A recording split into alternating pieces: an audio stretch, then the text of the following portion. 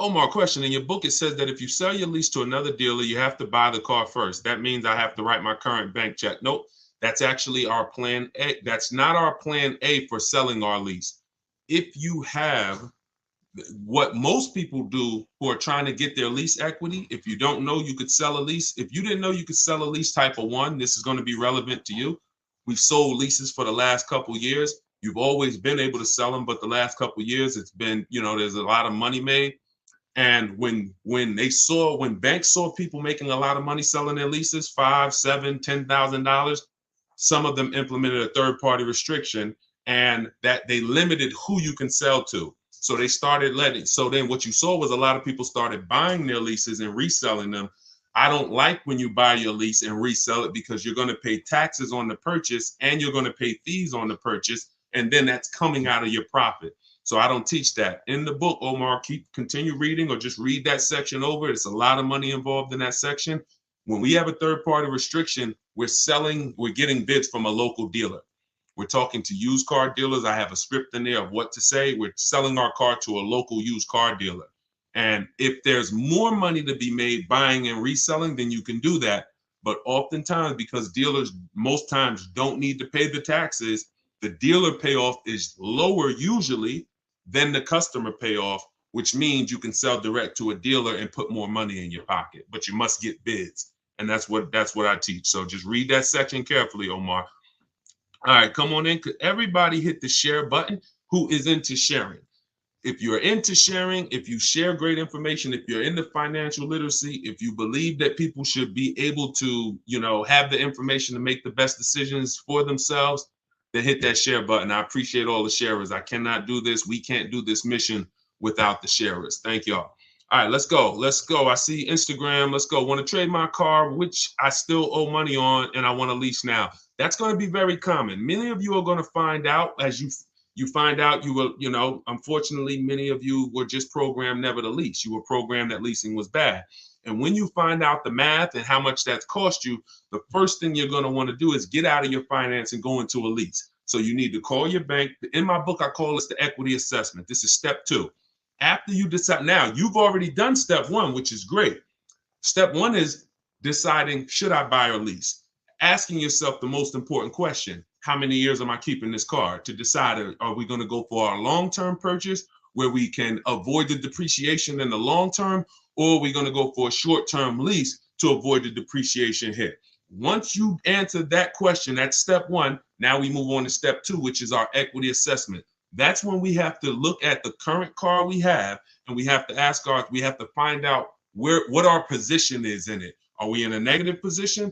Are we in a positive equity position? So you're going to call your bank, find out what your payoff is, get your payoff. Don't look at your residual value on your contract. Don't look at, whatever your statement is. If you're going, you can do this with a finance, you can do this with a lease. The equity assessment process starts the same way. You call, you get a payoff, you find out what you owe, and then you're going to go to the online bidding, to the online car buyers, and you're going to get offers so that you can find out relative to what you owe, how much is the market value of your vehicle. And the market value is based on how much someone's willing to pay you for the car. It's not based on what an algorithm site says. It's based on, I got 6, 7, 8 cash offers, which is when you follow this process, that's what you're going to get. And you take the highest one, and then you look at what you owe. And if the highest offer is greater than your payoff, that's called equity. If the highest offer is lower than your payoff, that's negative equity. In which case you have to go with a different plan with negative equity. And some of you are going to have negative equity. You're still going to want to transfer that to a lease. But you need to know how much negative equity you have. So you must complete the equity assessment first, then we move on. Pete, how much normally is a good amount to put down? So when we look at putting money down, it's all payment management. If I'm financing a car and my goal is to pay off the car as quick as possible because I'm keeping it for, 8, 10, 12, 15 years, then I'm going to put as much money as I can down. But it goes back to what we talked about in the last segment. If y'all were here in the last segment, you remember we talked about what you're doing with your money. So let's say a person is using them, you got your money invested, you're getting returns on your money, 8, 10, 12%. Then if you have a low interest rate, you might want to ride that out. So there's 3 ways to go. You're either going to say, all right, I'm not really interested in getting investing my money. I'm not getting a lot on my money. Most of my money is either in the bank or in savings, and that's what I do. In which case you might say, I want to pay off this car as quick as possible, and then I want to just have no car payment. So I'll put more money down in that scenario. In a second scenario, you're investing your money and you say, okay, I'm going to leverage, I'm going to use the bank's money at a very low interest rate if it's available, 2-3%, 0%, 0.99%. I'm going to use this money, let my money make more money for me, and then I'm going to put as little as possible down. And then the third case is when you say, okay, well, the third case is probably going to cash or a lease scenario, but that's how you would compare it. It depends on your personal choices, what you're doing with your money, and if you're not into investing and making a lot of money on your money, then you probably want to get that car paid off as quick as possible. In which case, put as much as you could afford to put down so that the loan's out of the way as soon as possible. But it's all personal. All right. I see from IG. Is it a way to get a lease without a down payment? Look, are you kidding me? And that's not an insult to your question. That's just, this is all we do. I know you might have looked at these questions and you said, you might have looked at these lease deals online and you see all of these deals that say, hey, put 3,000 down or the $32.99 do it lease signing. Listen, the lease is custom. You choose the mileage. You choose the structure. So the way we shop, this is all in my book and this is all in my free videos. So as you go through all my free videos, y'all gonna hear all of these things match. Whether you on these lives with me, whether you watching my videos, could we keep hitting the likes on TikTok? Let's shoot the likes up even more. Appreciate y'all. Whether you're looking at the free videos, whether you're on a live or whether you're in the book, you're gonna see they're all the same. So when the way we shop for a lease is we are picking our car and we're going to get our offers with only first month payment out of pocket, 12,000 miles per year. If anyone tells you they can't do that, they're lying to you. Straight up, they are lying to you.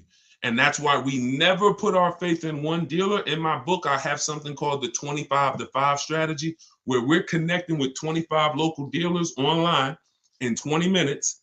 I know it sounds crazy, but when you got a computer and you know where to go and what to say, and you're using copy and paste messages, you're just letting them know. I'm gonna let 25 dealers know in 20 minutes what I'm looking for, because out of that 25 dealers, maybe 10, 12 are gonna have a car that I'm interested in, depending on the car, maybe 10, 12. And then out of that, I'm looking to get 5 to 7 offers.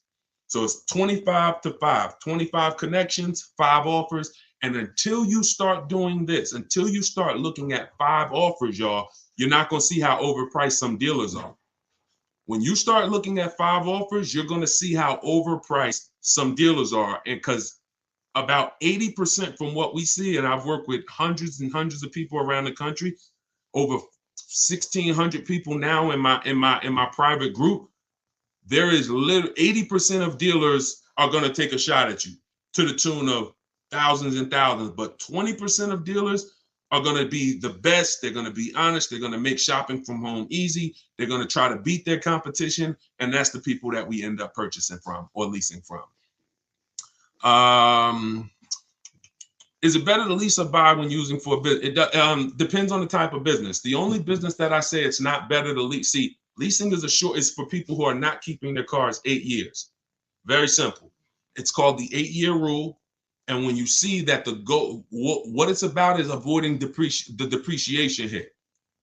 When you're buying a car, your biggest expense by far is depreciation.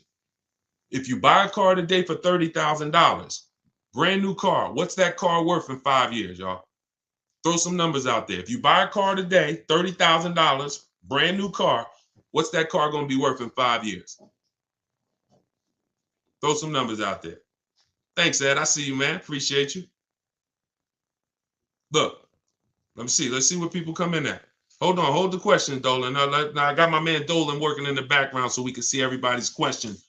But hold on. Let's go deep on this. It's not going to be worth 17. If you could buy a car for 30,000 and then it's worth 17 in 5 years, that's not going to happen. So let's just and 22. See. All right. This is a deeper problem. Let me hit on this, y'all. Let me hit on this. This is a big problem, all right? Some of you let the last 3 years fool you. And this happened to car dealers too. There are still car dealers out there that think this is pandemic, and they're trying their best to hold on to what was. I used to, during the pandemic, some car salesman says, man, somebody will walk in, I tell them they got to pay $8,000 over sticker, and I got it. I could get them to pay that. They're still trying to hold on to that. They don't realize that over a year ago, their competition started adjusting and started really doing, well, their competition was doing deals from the get-go. So that's them. But let me talk to you. If you bought a car in 2018, 17, 16, 19, 20, early 2020, you could have sold that car and actually either made money. In fact, most people made money. That's gone. Don't let that get you thinking that that you can buy a car and flip a car or break even on a car. That was a once in a lifetime opportunity based on limited inventory, based on a global pandemic, based on a microchip shortage, based on an industry that usually puts 60 million cars a year through the transaction. They didn't have it, and so everything went up $7,000 to $15,000. Everything. Some of you cashed out. If you cashed out during that time, those last 3 years, 2020, 2021, 2022, if you cashed out, you sold something and you made a bunch of money, type a $sign. Just type $sign so we can actually see. Because some of you, I was talking to you back then and you cashed out through my advice, and some of you, you just found out on your own, or you found out through somewhere else and you ended up cashing out and making a bunch of money. If that's you, put $signs. But that is over. The times we had people buying cars in 2019, overpaying for them, or buying cars and coming back and flipping them and making money on them. You try that now, you're going to lose your shirt. It's over. So I'm here to tell you that the normal depreciation on a car is a 20% loss the first year. 20% loss the first year. So if you pay 30 grand for a car, that car is worth 80% of 30 grand after a year with normal driving. If you're a high mileage driver, it's worth even less than that. If you're a low mileage driver, very low, it's worth a little more than that. But that's standard, 20% going. Second year, you're going to lose probably another 15%. Third year, you're probably going to lose about 12.5%. Probably lose another 12.5% the next year. Then you'll lose 10%. And that's the depreciation curve. That's where we are. So when I asked y'all 3-4 minutes ago, if we bought a $30,000 car, what it would be worth today, the answer is what it would be worth after 5 years. The answer is probably going to be about 12 grand. The answer is probably going to be about 12 grand. And we've gotten so far, I had to go deep on that subject, so I kind of forgot what the original question was and how we got on it. But the name of the game is avoiding depreciation. That was how we got on it. So if you don't know, that's your biggest expense. Your biggest expense is not maintenance. It's depreciation. You're losing thousands and thousands of dollars in depreciation. So when you're deciding, should I lease or purchase? When I tell you the answer is 8 years, if you're not keeping your next car 8 years, you should be leasing it, because if you get a great lease deal, you can't get a regular lease deal. You must get a great lease deal that comes through multiple offers. Then you're going to avoid those big depreciation losses that these owners are taking. Now, at the same time, if you're buying your car to keep 8 years, you should be purchasing it, because once that depreciation levels out, remember what I said, you lose this percent the first year, this percent the second year, but every year later, it starts to get smaller and smaller. Eventually, you're only losing like 5% on the car, and that's the time where you want to keep it. That's when you won. That's the reward. That's where you're like, okay, now I'm winning based on my purchase. Okay, so whenever you're looking at leasing versus purchase, it's a long term. You got to look down the road, and you must ask yourself, how long am I going to keep this car? All right, let's go. Dolan, next question. Dolan pulling questions in from every platform.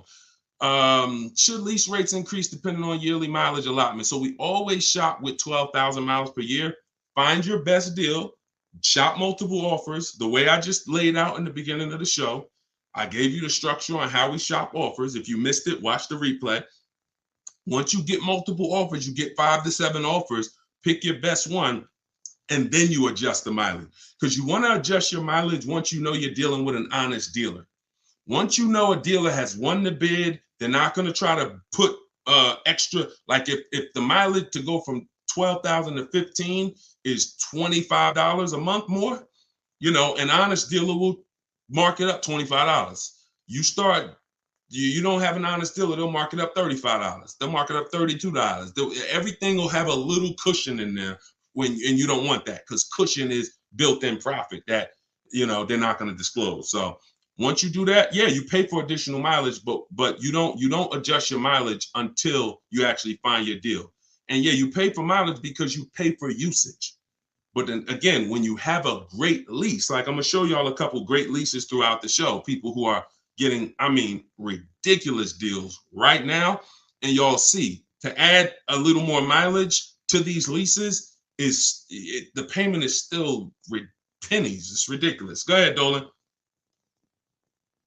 But you got to shop first and then you adjust. All right, YouTube, looking to buy 4Runner, but they have a $1,500 BS protection package. Okay, they is one dealer. It's not Toyota. Toyota's 4Runner. This gentleman shopping for a Toyota 4Runner, y'all. The dealer that you went to has a $1,500 BS fee. That's why we don't shop and put our faith in one dealer. You know how many 4Runners there are the way you saw them? I don't care what car you're looking at. You could be looking at the most rare G-Wagon. There's at least a couple more in the country. So when it comes to something like a 4Runner, there's thousands of them. No matter what color, you might say, yeah, but I like this color. There's thousands of them, thousands. That's a mass-produced vehicle. So you have to have that in your mind. If you start looking at it like, oh, it's only one of these, oh, they got you, because they're going to make you think that's the only one, and you're not going to see that there's other ones that not only may they not have the BS fees, they actually may be lower priced. And that's what you need to be seeing. We go about 100 miles out when we start our used car sales. In my book, in day 5, I have something called the multiple marketplace strategy. I laid out the 25 to 5 strategy. That's how you shop for new cars and leases. That's a different strategy. When we're shopping for pre-owned cars, we're using the multiple marketplace strategy. Can y'all keep shooting? Can y'all keep tapping the screen? Everybody on TikTok, we got a couple hundred people. This is crazy. Could y'all just keep tapping the screen, shoot the likes up? Let's keep grabbing attention over here on TikTok. Appreciate all of y'all. But when you're shopping for a pre-owned car, we're using the multiple marketplace strategy, where we're looking at every website that has used cars. Some of you may think Car Gurus is the same as cars.com, the same as Auto Trader. They're not. These companies have different contracts, different dealerships, different places that they advertise inventory for. And not only are you shopping those marketplaces, you're shopping the Carvanas, you're shopping the CarMaxes, because occasionally, sometimes they'll have the best price on a particular vehicle. You never know what they're going to do. So if you're not shopping them and looking at all the used car inventory, you are going to miss the lowest price in the market. But once that happens, you'll find a car, and you always verify fees before you leave your house. You never get to a dealership and have fees pop up on you that you didn't know about. That means you didn't give a call and find out the bogus fees beforehand, in which case you let somebody waste your time. So you can't negotiate. That's why I got a video. Some of you may have seen it. We don't negotiate with fake fees. We don't do it. We don't do it. It's a losing battle. All right, go ahead, Dolan. Let's keep it rolling. I'm trying to get through as many as we can today. I want to go through as many questions as fast as possible. How do I know how much equity I have on my lease? It's a very common question, y'all. I mean, we're kind of getting a similar question asked in a different way. Call your bank, find out what you owe, what your payoff is. Go to the marketplaces that I mentioned earlier to get offers. CarMax, Vroom, Vroom's out of business, sorry. CarMax, Driveway, Carvana, Kelly's Blue Book Instant Cash Offer, AutoNation, and Car Gurus, Sell My Car. That'll get you about 6 offers. Now, whenever you're using those websites, you'll get to a part where it says, is the vehicle owned, leased, or financed? Just put owned, because their websites have something built in where they say they can't buy leases, because they out of all the leasing companies, some have third-party restrictions and some don't. But their websites are not set up to see who has third-party restrictions. They just kind of blocked it, because I'm sure they had thousands and thousands of people, when everybody was making all of this money, calling them saying, "Oh, I want to sell my car to you." And then they looked at the contract and said, "Oh, we can't buy it." So they basically just put a block on their website. But if you don't have a third-party restriction, and there are several leasing companies still that don't have a third-party restriction, meaning you can sell to anyone. But if you do have a third-party restriction, we take those offers that we got from those online car buyers, then we call a local car dealership, we call a local brand, and we speak to the used car manager, and we get a couple offers from used car managers, and we sell direct to them. And we avoid any fees. We don't buy and resell. I can't think of one person. You can leave that up, Dolan. I'll get right to it. You can leave that up. I can't think of one person that has learned from me that actually bought their lease and resold it. It's just you're losing thousands of dollars in taxes and fees. It's just not worth doing when you can sell direct to a dealer. Go ahead, Dolan. Next question. Let's keep it rolling. I'm loving this. Thank you. Could everybody tag a friend? Everybody's not going to tag a friend, but if you are somebody who tag, I'm telling you, your friends will be upset if they find out that they went and bought a car a couple months down the road and they end up overpaying for it, which most people are, and they find me later and you didn't share it, and they like, yo, why didn't you share that guy? Yeah, I've been following Deshone for years. You didn't share his stuff with me. So don't be that. You don't want to have that. It's an awkward conversation. You might as well just tag a friend, think about somebody who you love, and share this wisdom with them. Let's get everybody saving money. All right, we can't find a lease for less than $500 a month. Every time we turn a car in, they increase the lease amount. We love Jeep, but we are now trying to, but they're calling us, telling us the interest rate is high. We have 12,000 miles left. So, I mean, if you can't get a Jeep, so this was somebody that got a Jeep in our private group. Let's see. Hold on. Let me go to my let's see, who got a Jeep? I gotta label these different. No, I gotta label these different. Ooh. Jeeps have incredible deals if you know how to shop. Anybody who's interested in leasing a Jeep Grand Cherokee, which kind of Jeep is it, Liz? If it's a Jeep Grand Cherokee, let me see if I can find this.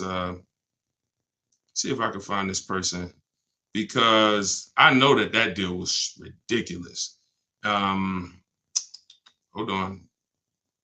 I just want to tell you how the difference in shopping and getting multiple offers, because if you already have them calling you and telling you that every time you see, I know that scenario where she just said every time we release from them, the price goes up. That means she's buying and leasing from the same dealer. So in most cases, when you're leasing from the same dealer, every single time you get a deal from them, they're going to bump the payment up a little bit. Very rarely is it going to go down, because they've conditioned you for it to go up a little bit every single time. Now, in the case of the pandemic, they had people jumping up $150 a month. But when it comes to Jeep, hold on. What kind of Jeep? Is it a Grand Cherokee or a Wrangler? I know I have somebody in my group that just got a Jeep for it. They saved like $7,000. And that was on a limited. That was on like a $59,000 Jeep. Oh, that's right. I text my friend the deal because she was shopping for a Jeep, and I text her the deal. So let me actually see. Here we go. All right, here we go. That's right. Okay. She got a $45,000 Jeep Grand Cherokee. If y'all can't see this, this is Raphael. She got a $45,000. Now, I don't know how you're equipping your Jeep, but hers is $45,925. She's paying $549 a month, and that's all the money she gave them. She put $540, she gave them $549, and she drove off.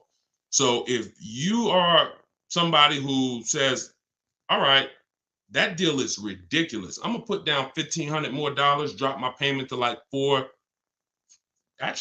about $1,500 more out of pocket, will drop that payment to probably $498. And or you might say, Deshone, I don't even need the limited. I see she got the blacked out one. I don't need all of that. I'll take one that's a little less than that. But this was last month. So, I mean, you must shop offers on these cars. You must shop multiple offers. You must get at least 5 quotes from 5 unrelated dealers, because one thing that will surprise you is Raphael had offers for $600, $700. I remember I helped the lady Christina. She was in our group a year ago, and her best offer, she got like a $52,000 Jeep, white with the black top. and it was like $606 a month. But her highest offer she got from a dealer was like $1,100. So she had some for $1,100. She had some for like $899 or something, and then her best one was $606. So oftentimes, what you think is overpriced is just that one dealer you're dealing with that's trying to take a shot at you. That's why multiple offers from home is the way to go. This is what's in my book. This is what I teach in my videos. If you guys want to have it right in one spot with all my scripts, everything, I don't even want you talking. I really want you typing, because when you talk, you can say something wrong. If you type, you can't mess up. Thank you so much. Appreciate that. If you type, you can't mess up. So 75% off. I just put the book out. It's called Car Shopping for People That Hate Car Shopping. If you hate car shopping, type hate. Type I hate it. All right. And we're already rated 5 stars on Goodreads. And I want y'all to have everything I teach in one spot. That way you don't have to go through all my videos trying to see which one's for me and which one's for leasing and which one's for selling my lease. And oh, this one's for a used car. I don't need that. That's you can do that. You can certainly do that. The information's there. But if you want it all in one spot, get your book for 75% off in my TikTok bio, or go to my Instagram bio, click that link, and then click the button that says 75% off, or go to deshonsbook.com. All right, go ahead. Go ahead. Yep, you good, Dolan. I want to buy a certified pre-owned car. I want a safe, reliable car. What do you recommend? I'm thinking Subaru. Okay, so when we're trying to find what car we want, get an idea of it, and then we do a research. We do our check. We check to see reliability. There's 3 terms that you got to be familiar with.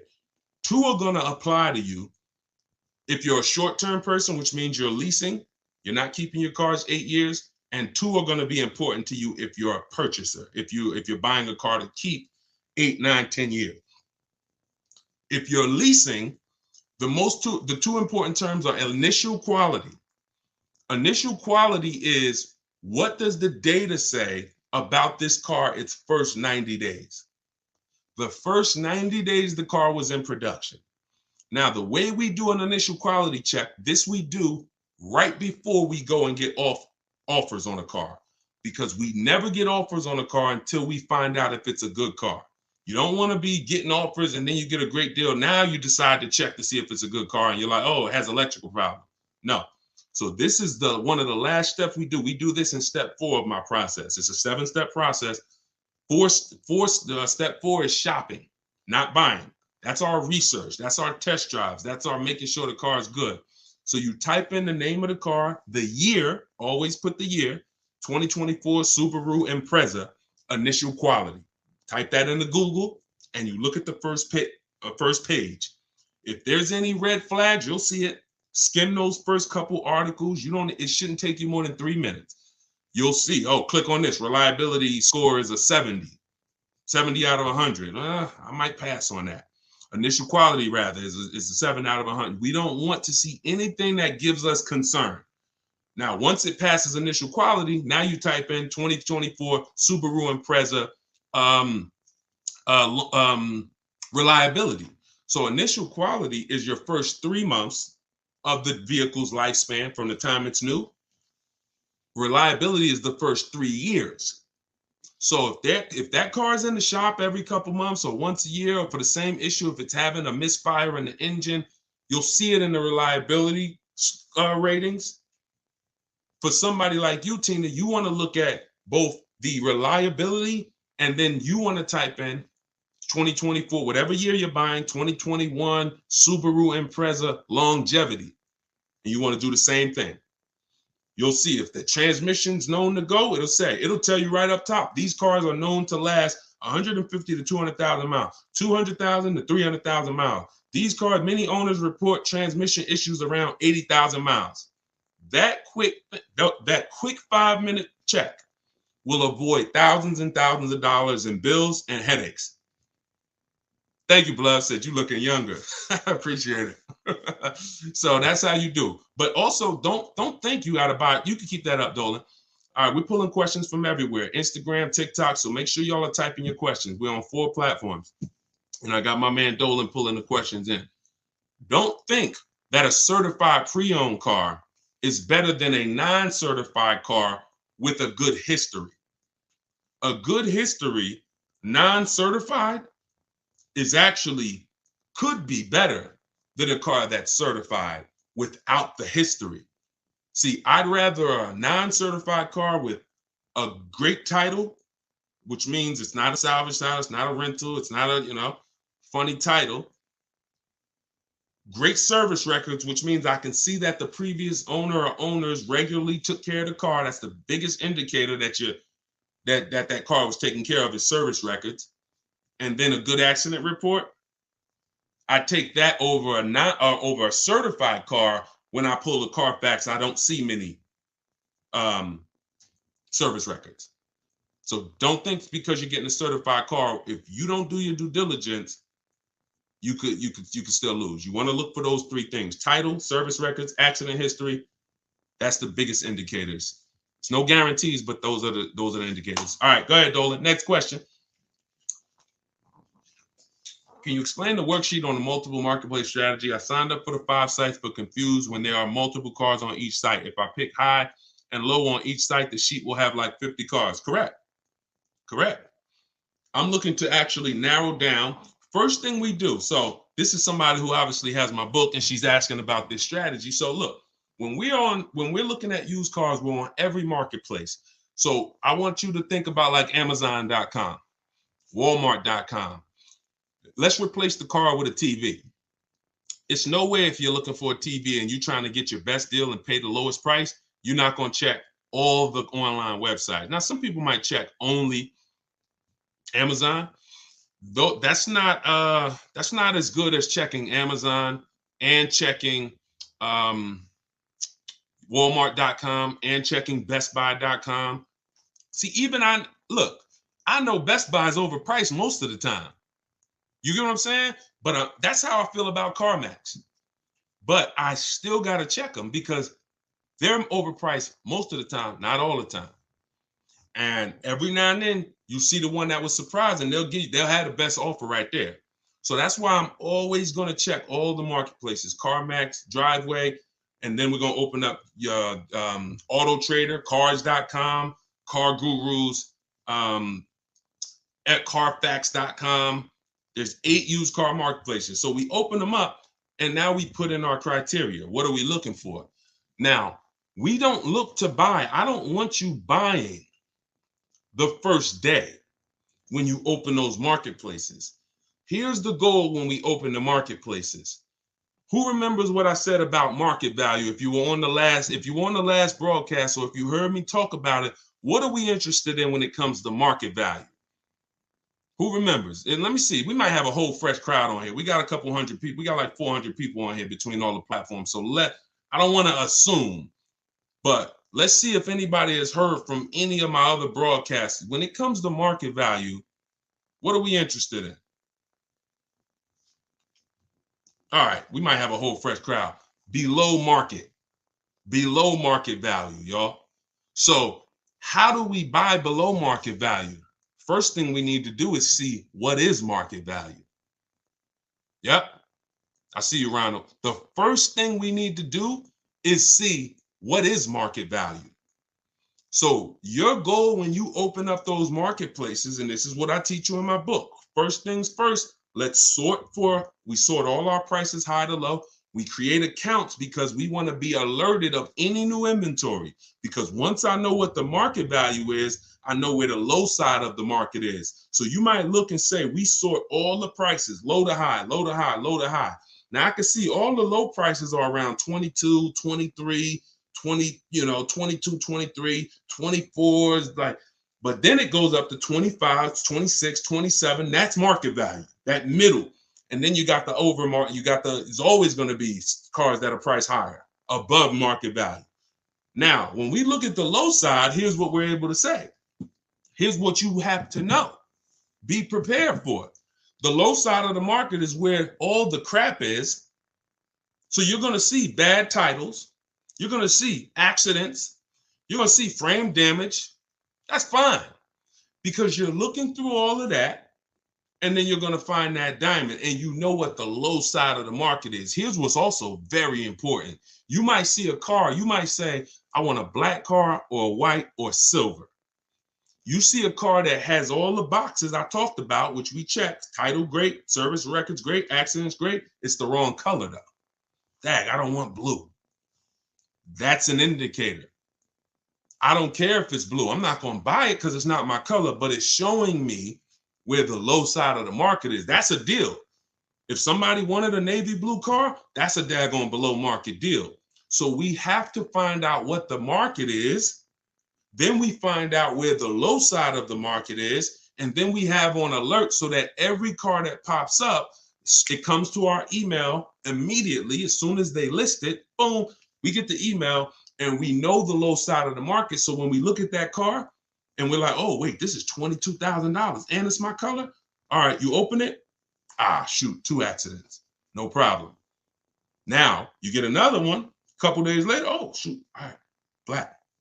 Oh, $22,500. Good price. You open that thing. Wait, service records look great. Oh, accidents look great. Now we go to verify if there are any bogus fees. We do one more step. We pull the window sticker because I want to know what's in that car. I want to know what the original equipment, what is the actual original price. Once I find that out, I got to get there and get that car. So that's how you do it. You have to. It's a narrowing down. You're looking at all this inventory. I'm going to narrow it down to the best, and then I'm going to snag my deal. And you're at home. You're not in these dealers where you're at home. Okay, and that's all in the book. All right, let's go. Oh, how do I get your book? It's in my TikTok bio. Welcome to all the new people that jumped on the broadcast. It's in my TikTok bio. It's in my Instagram bio. Click the picture of me, and then you'll see a website there. And then there, click the button. You won't leave the broadcast. So some people are like, Deshone, I don't want to get the book yet. I don't want to miss the broadcast. Well, the book is only on sale, 75% off for 30 minutes. So click the link. You won't leave. You'll still be able to hear everything we're talking about. You can come back and keep asking questions, but don't miss the 75% off. Click that website. Or if you're on Facebook or Instagram, you can go to deshonsbook.com, or you can scan the QR code if you're watching on TV. Go ahead, Dolan. Oh, matter of fact, let me go to TikTok because Dolan, you're not on TikTok. Can you come with me to buy a car? Not necessary, Danielle. Thank you. I appreciate it, though. Listen, that's the old way. So you think that we're somehow going back and forth with dealers and hey, I kind of need somebody. That's like when I was selling cars and people thought bringing their uncle in was going to help them. No, we don't shop like that. So you don't need any. The reason why, listen, I'm going to share the reason why you see people like this well, I just showed you, Raphael, how she get that deal? She's from home. See, you put yourself in a vulnerable position where you go in. Some of you, I mean, be honest. If you ever felt like, you were being taken advantage of, or you were getting talked down to at a dealership, type of one. If you feel like, I'm outmatched, or if you're not a good negotiator, how about that? Who on here is not a good negotiator? Type a one in the chat. All of these things I want you to know. That's why the old way has worked for dealers. I was there for 14 years. It's all about psychology and negotiation and confrontation and being comfortable with confrontation, which most car salespeople are. Most people, unless you're like in that business, you're not.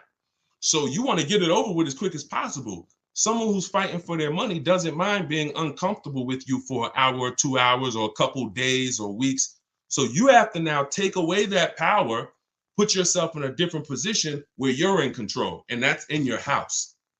That's why you don't need me. You need if you use what I teach. If you do it your old way, then yeah, you need somebody, and you're still not going to get your best offer because your best offer comes from shopping multiple dealers.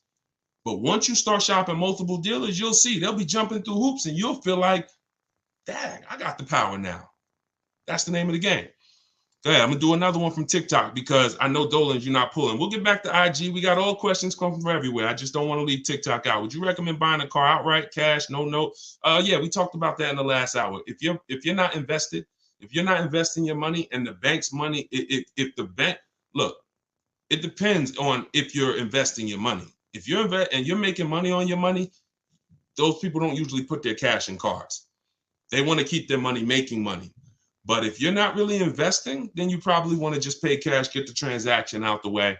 And if you're investing your money and you can use the bank's money at a low interest, you have to always check if the car you're shopping for has a low interest rate on it, y'all. Some of these cars have 0%, 0.99%. This is like a finance rebate. It's like the bank saying, here, use our money for free, and we will let, like, you cannot compete. It's no point in going to your credit union. No one can beat it. 0.99%, 1.99. When you can use the bank's money that cheap, you can keep your money making money, and you can keep your money in your bank account. A lot of times in this economy, people want to have their money available. So it's all personal though. If you notice, unless we're talking about leasing or buying, I'm not really going to say something you did was wrong, because it's a case-by-case basis. I'm more about, let me show you the options based on different people, and you pick who you are and you do that. The only thing that I'll tell somebody in a lot of cases they're wrong, almost all, is the leasing versus buying scenario all day. All right, go ahead, Dolan. Next question. Bring it in from either Instagram, TikTok, somewhere. Tina, I want to buy a car and pay it in full, but don't want them to take advantage of me because if it is, okay, that's kind of a similar question, Tina. We've been talking about that like the whole broadcast. So, like that's how to shop is kind of what we're talking about. So let's go to the next one and just, stay on the broadcast. The continual theme is nobody on here who's using what they learn from me, what they're learning in this live, what I have on my videos, what's in my book. No one should be worried about being taken advantage of because you're not shopping the old way anymore. Alejandro, I have equity in my current lease. If I want to purchase the vehicle, could the dealer subtract that equity from the purchase price on the lease contract if I decide to buy it? No. How do you know you have equity? Your equity is based on someone offering to buy the vehicle from you. So if you listen, equity is based on offers, nothing else. Kelly's Blue Book telling you your car is worth 20 grand is not an offer. Kelly's Blue Book Instant Cash offer, where they actually have a local dealer or a couple local dealers who will make you an offer, cash, come pick up, hey, bring your car in, we'll give you a check. That's how you assess equity. We do this in step 2. Once we decide whether we're leasing versus buying, which is the foundation of our car deal, you can't get a great deal if you purchased, but you should have leased. Can't get a great deal. It's over. You're on the wrong foundation. You can't get a great deal if you leased and you should have purchased, because the long-term wins you would have gotten, you now lose. Once you move past that, your next step is equity assessment. Look at my current car. Now some of you, Deshone, I don't have a current car, then you skip it. But if you have a current car, a lease, or a car you own, or a car you're paying for, you're financing, equity assessment, which means I'm going to call my bank and I'm going to find out what my payoff is. Then I'm going to go to the actual online buyers and get offers. And then I'm going to see, are my offers, is my highest offer higher than my payoff? That's equity.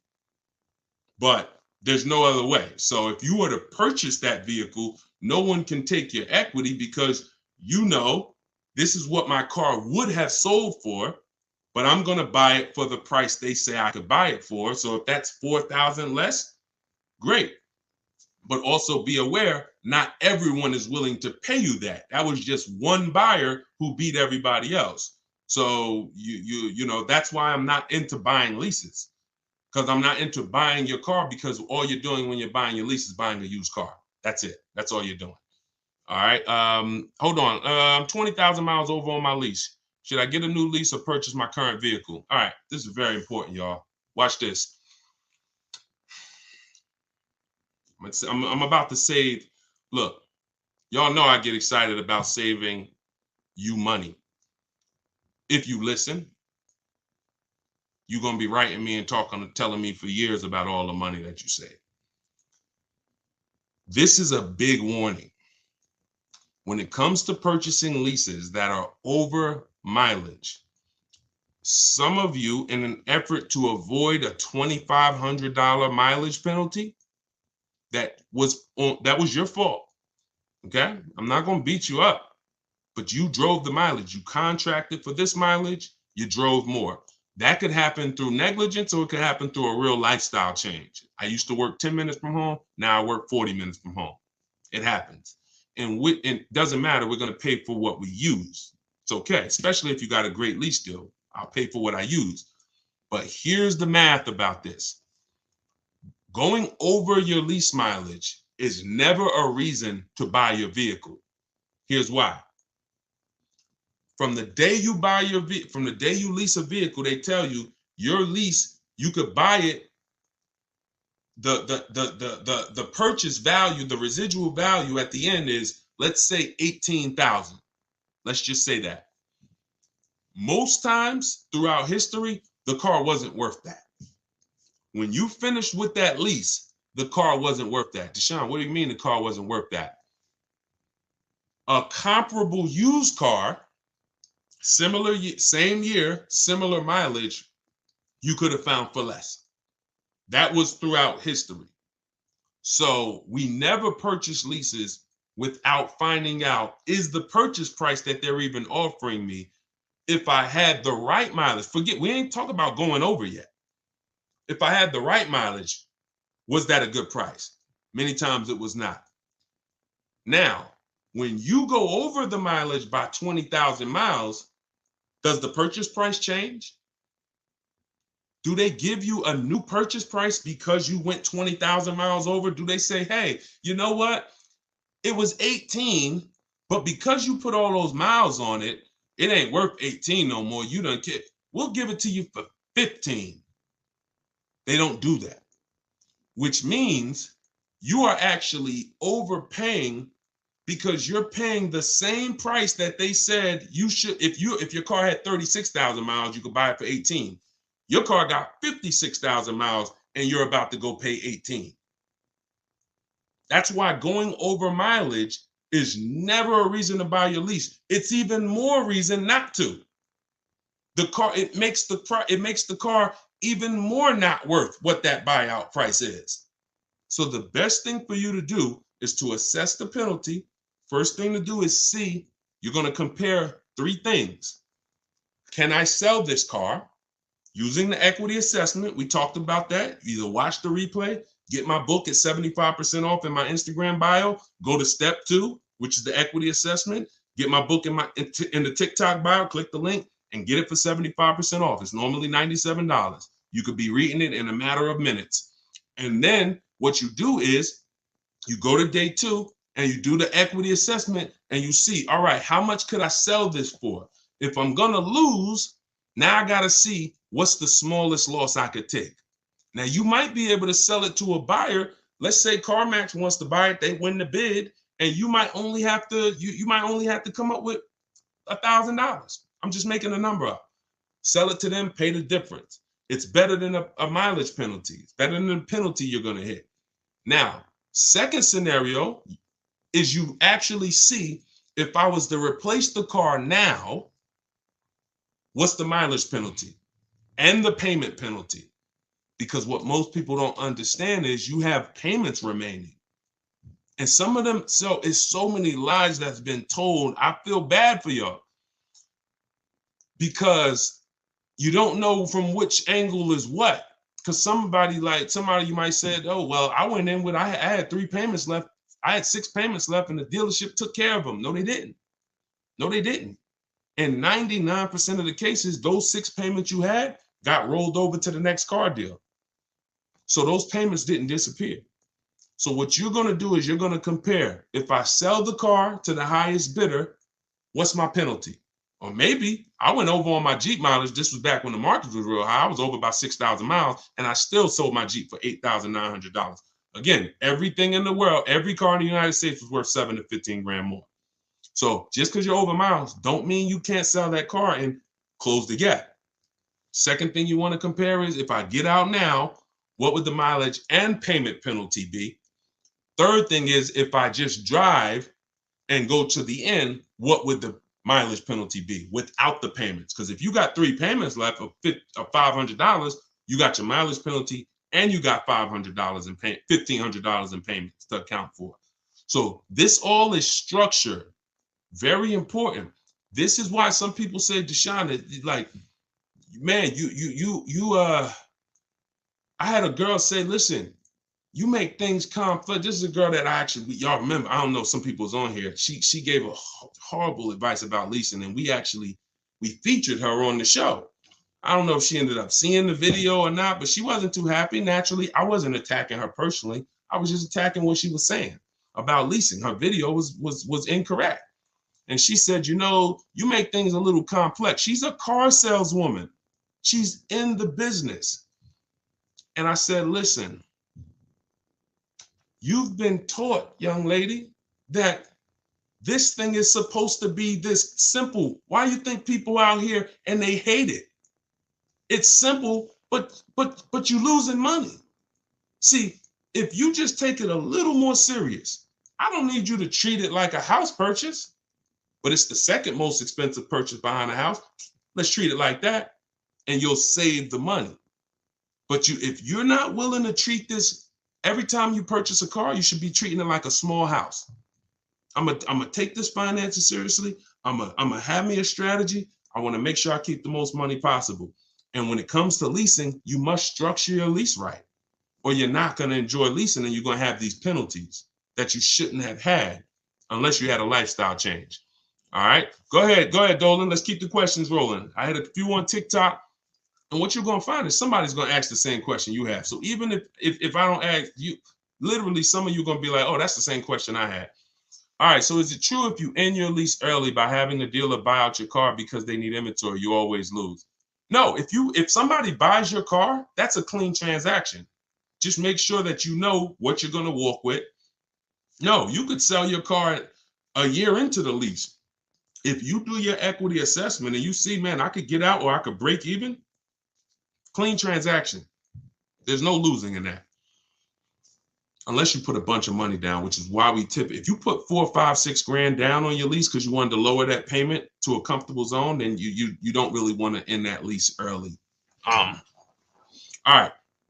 YouTube, do you think there's another shift in the new car market that will bring the price back down to a normal? I'm sorry to tell you, prices is great. Felicia, when it's just they're not good for you. You gotta get your skills up. I'm gonna show you something. I was helping I have a car buying school. Besides my book, I have a video school where I coach people around the country. I started that school because people were out here getting killed in 2021. November 2021, I opened the school, online school. Felicia was our first graduate. Middle of the pandemic, January, she got a BMW X1. She saved $1,950 off the price, a $1,950 discount. And that was the first indicator that I don't believe what the heck going on out there. Now, for those of you who, if you use what I'm teaching you, deals are everywhere. Deals are everywhere. Look at what I'm showing you. You saw Greg. $56,000 vehicle, his lease payment is $527 a month. Look at the date. Look at Taupe. 2023 BMW, $54,000 vehicle, $690 a month. Look at Danielle. Look at the date. Look, $44,000 Audi, $550 a month. I hadn't seen. Look, $2,086 discount on a Toyota Camry. We've been making deals. If anybody's out, look, if you're gonna be in my world, and I do want you in my world, don't believe what people. There's two things you don't believe. Don't believe what one dealer says, and don't believe what anyone says about deals. Because they'll tell you in a minute, oh, it's so hard out there. Now, you don't realize, here's a bad thing about that. You don't realize when you go into dealers shopping that way with that energy, they hear all of that. Hey, man, man, everything's so overpriced. they're going to use that against you. Yeah, man, I just came from a dealer, man. You know, I got a quote on that car, man. It was too expensive. Well, how much did they quote you? Man, they said it was like $700 a month. Oh, really? Now I might know you. Now the best deal on that car might be $5, but you might have walked into a dealer who like, man, what if I could sell you a little more than that? See, the words you're saying, you don't realize how they're hurting you. That's why you use my stuff. You don't even talk. You don't talk to salespeople. See, I had to set this up in a way it's truly online, because the more you talk, if you like Deshone, I don't even know I'm saying stuff that's hurting me. I know you don't. But that's my job to tell you. I was in the car business for 14 years. The information that you are going in, the energy you're going in saying, oh man, I need a car this week, hurting you. Desperate vibes. Can't say no for long. Maybe you could say no today, but not for long. That's all the stuff you tell. That's what car salespeople are trained for. They're trained to pick up those little words you say that you think are harmless. Man, I've been shopping for a week. All of this stuff is hurting you. And so when you stop talking and just sit at your computer and do the things that I'm telling you to do, you're going to find out deals are everywhere and and you're in control. But if you're going in there thinking you could actually negotiate or say or just get a car deal the old way, everything's going to seem overpriced. So RA Cave, I'm sorry to tell you, deals been out here, man. For those who know how to get deals, they're everywhere. For those who don't know how to get deals, they're nowhere. Go ahead, Dolan. Yeah, I agree. Let's go to TikTok again. Hold on. We're going to keep TikTok. 2024 Edge, looking to trade in for 2024 Explorer. So here's the thing. You're trading in a deep depreciation cycle. You've lost a ton of money in depreciation. You're still in the deepest depreciation cycle, which is that first 1 to 6 years. You're losing 20% the first year, 15%, and then you're looking to trade it in. You should be leasing. So if you're willing to hear more about that, I can't help you do something the wrong way, because you're going to look at me in 3 years and say, yeah, I bought the car. Now I'm looking to trade that in. Dag, Deshone, why it seem like I have so much negative equity? You have negative equity because you're a short-term person. You're not keeping your cars 8 years. You're not outliving the depreciation cycle, but yet you're not getting aggressive leases. So you're paying thousands and thousands of dollars to purchase these cars. You're losing it when you resell them back to the dealership. And then you're doing it all over again, over and over again. Meanwhile, somebody who's leasing these same vehicles, a Ford Edge, they were probably paying $400 a month, no money down. You've paid thousands and thousands and thousands of dollars into that Ford Edge. Now you're looking to try to get that back and do it again with a Ford Explorer. Person, you should be leasing these cars. If you're not buying your cars to pay them off and outlive that depreciation, which is going to be heavy the first 6-7 years, I have something in my book and everything in my videos. I call it the 8-year rule. If you're not buying a car to get to that stage, that level of ownership, you should not be shopping for purchases. You should be shopping for aggressive leases. And then you're going to see, wow, now that my deal is on the right foundation, I'm actually saving thousands and thousands. You'll be able to see it. I don't think there's anything more liberating than a person who's been purchasing for years, putting all this money into these cars, who turns around and starts leasing. Like, you're going to see all that money you were putting in the cars in your bank account now, and you're going to be amazed. When should I look for a vehicle? Before leaving a job or after starting a new one? If it's the same, yeah, probably before leaving a job if you're going to look to get a loan for it. Go ahead, Dolan. Shoot the next question in. TikTok, Instagram. Instagram, Facebook, YouTube. Send it in. All right, Facebook. My lease is due in December. I don't understand how to sell the lease. Just watch that part over, Peggy. I don't want to continue because there's people who've been on here. I don't want to listen. I know that there's only about 25 questions, 30 questions total that all of you could have. That's why you could sit on the broadcast and you could benefit, because someone else is going to ask the same question you have. But what I can't do is answer the same questions over and over again, because now I'm just doing a disservice to the people who've been on. So what I would tell you is watch wherever platform you're on. As soon as we end the show, we post the replay. So watch the replay and get the actual and get that part of the strategy, because I want to make sure the show's quality. I don't want people listening saying, Dad, he answered that question 3 times. Okay. Go ahead, Dolan. Shoot the next one in. Looking at buying a new car that just got redesigned. Okay. Should I wait to see how the new model rates before buying? Definitely. Oh, that's a great question. Who's heard that you should not buy a car the first year it comes out? If you've heard that you should not buy a car the first year it comes out, type of me in the comments. Y'all killing the likes on TikTok. Thank you so much. Y'all just keep tapping the screen as you come in. If you got time, every couple minutes, just throw some taps in there. Keep shooting those likes up. I appreciate everybody who's doing that, and I appreciate all the sharers. All right, so you see, got a bunch of people from every platform who's heard. Look, he's speaking facts. Make sure y'all lock in and invest in his resources. I appreciate you. Thank you, Linda. So now, a car being redesigned, thank you, LA. A car being redesigned is not the same as new engine, new transmission, new steering system. Redesign could be the same components, in which case, Janine, I'm not worried about a car that's been redesigned that has the same components.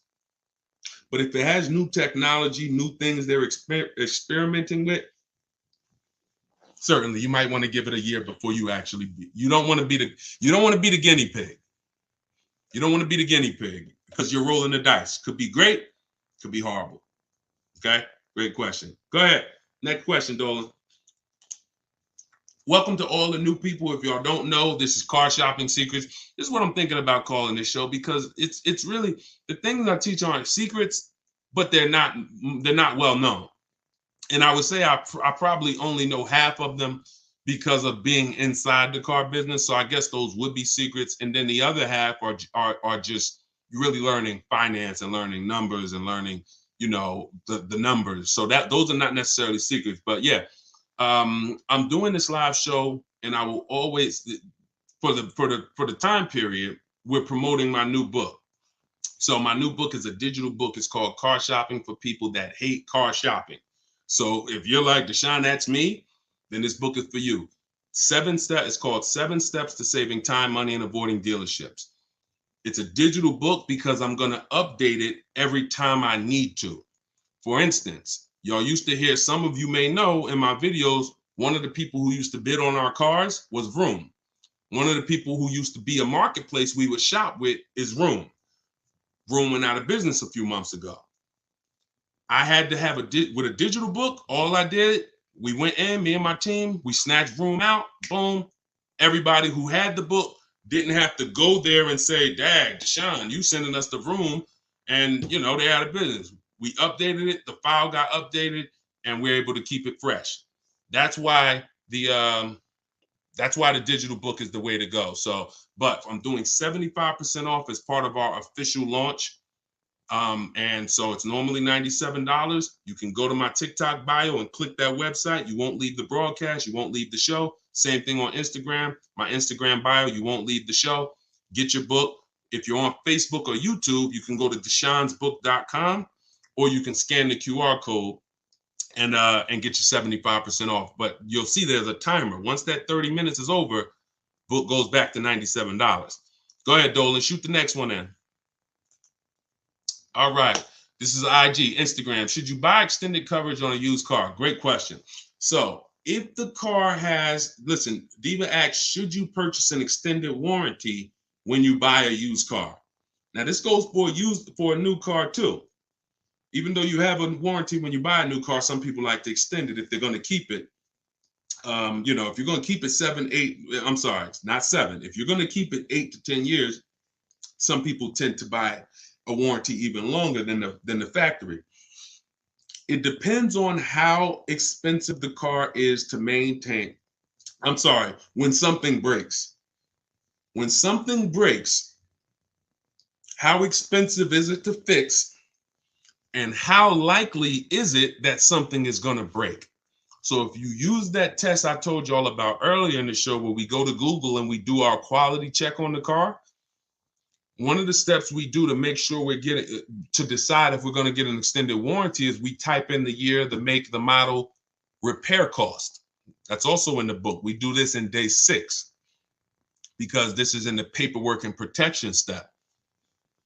If you see that your vehicle is high on the expense list in terms of when something goes wrong, it's expensive to fix, then the warranty is usually a great investment. But you want to get it from a dealership. Call a couple, get a price from the one that you're shopping with, get a price from a couple local dealers just to make sure that they're not overcharging you for it. But if you see your car is very low on the repair list of expense and the likelihood of things going wrong, like it's not a car that's known for things to go wrong, and when it does go wrong, it's not expensive, then a warranty is not going to really pay for itself. You go spend $3,000 on a warranty, you're probably not going to get that money back in the claims you put in. So it has everything to do. That's what you do to decide whether a warranty is worth it or not. You must know if this is a Mercedes Benz and when something breaks, it's $2,000 or it's $1,000 minimum, then yeah, I'm going to get that extended warranty from a dealership, not from any of these side companies that go out of business every year. All right, go ahead, Dolan, shoot the next one in. All right, keep typing your questions, y'all. We on here for a couple more minutes. All right, yeah, I'm loving this. And listen, and we want to keep the show fast paced. Our goal is to make sure that every time we do a show, now y'all gonna see it's certain things that I want to go deep with on it.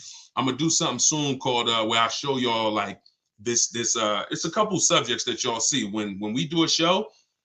You're gonna be like, oh great, this ain't the time for questions. This is the time for me to just sit here and look at this. And I'll be asking y'all questions because y'all gonna be participating. But if we're doing straight up Q&A like this, we want to get through as many as possible. Go ahead, Dolan, shoot it up. Deshone, can you just go with me? All right, Dolan, you playing. Why you put that question up? Go ahead, next question, Dolan.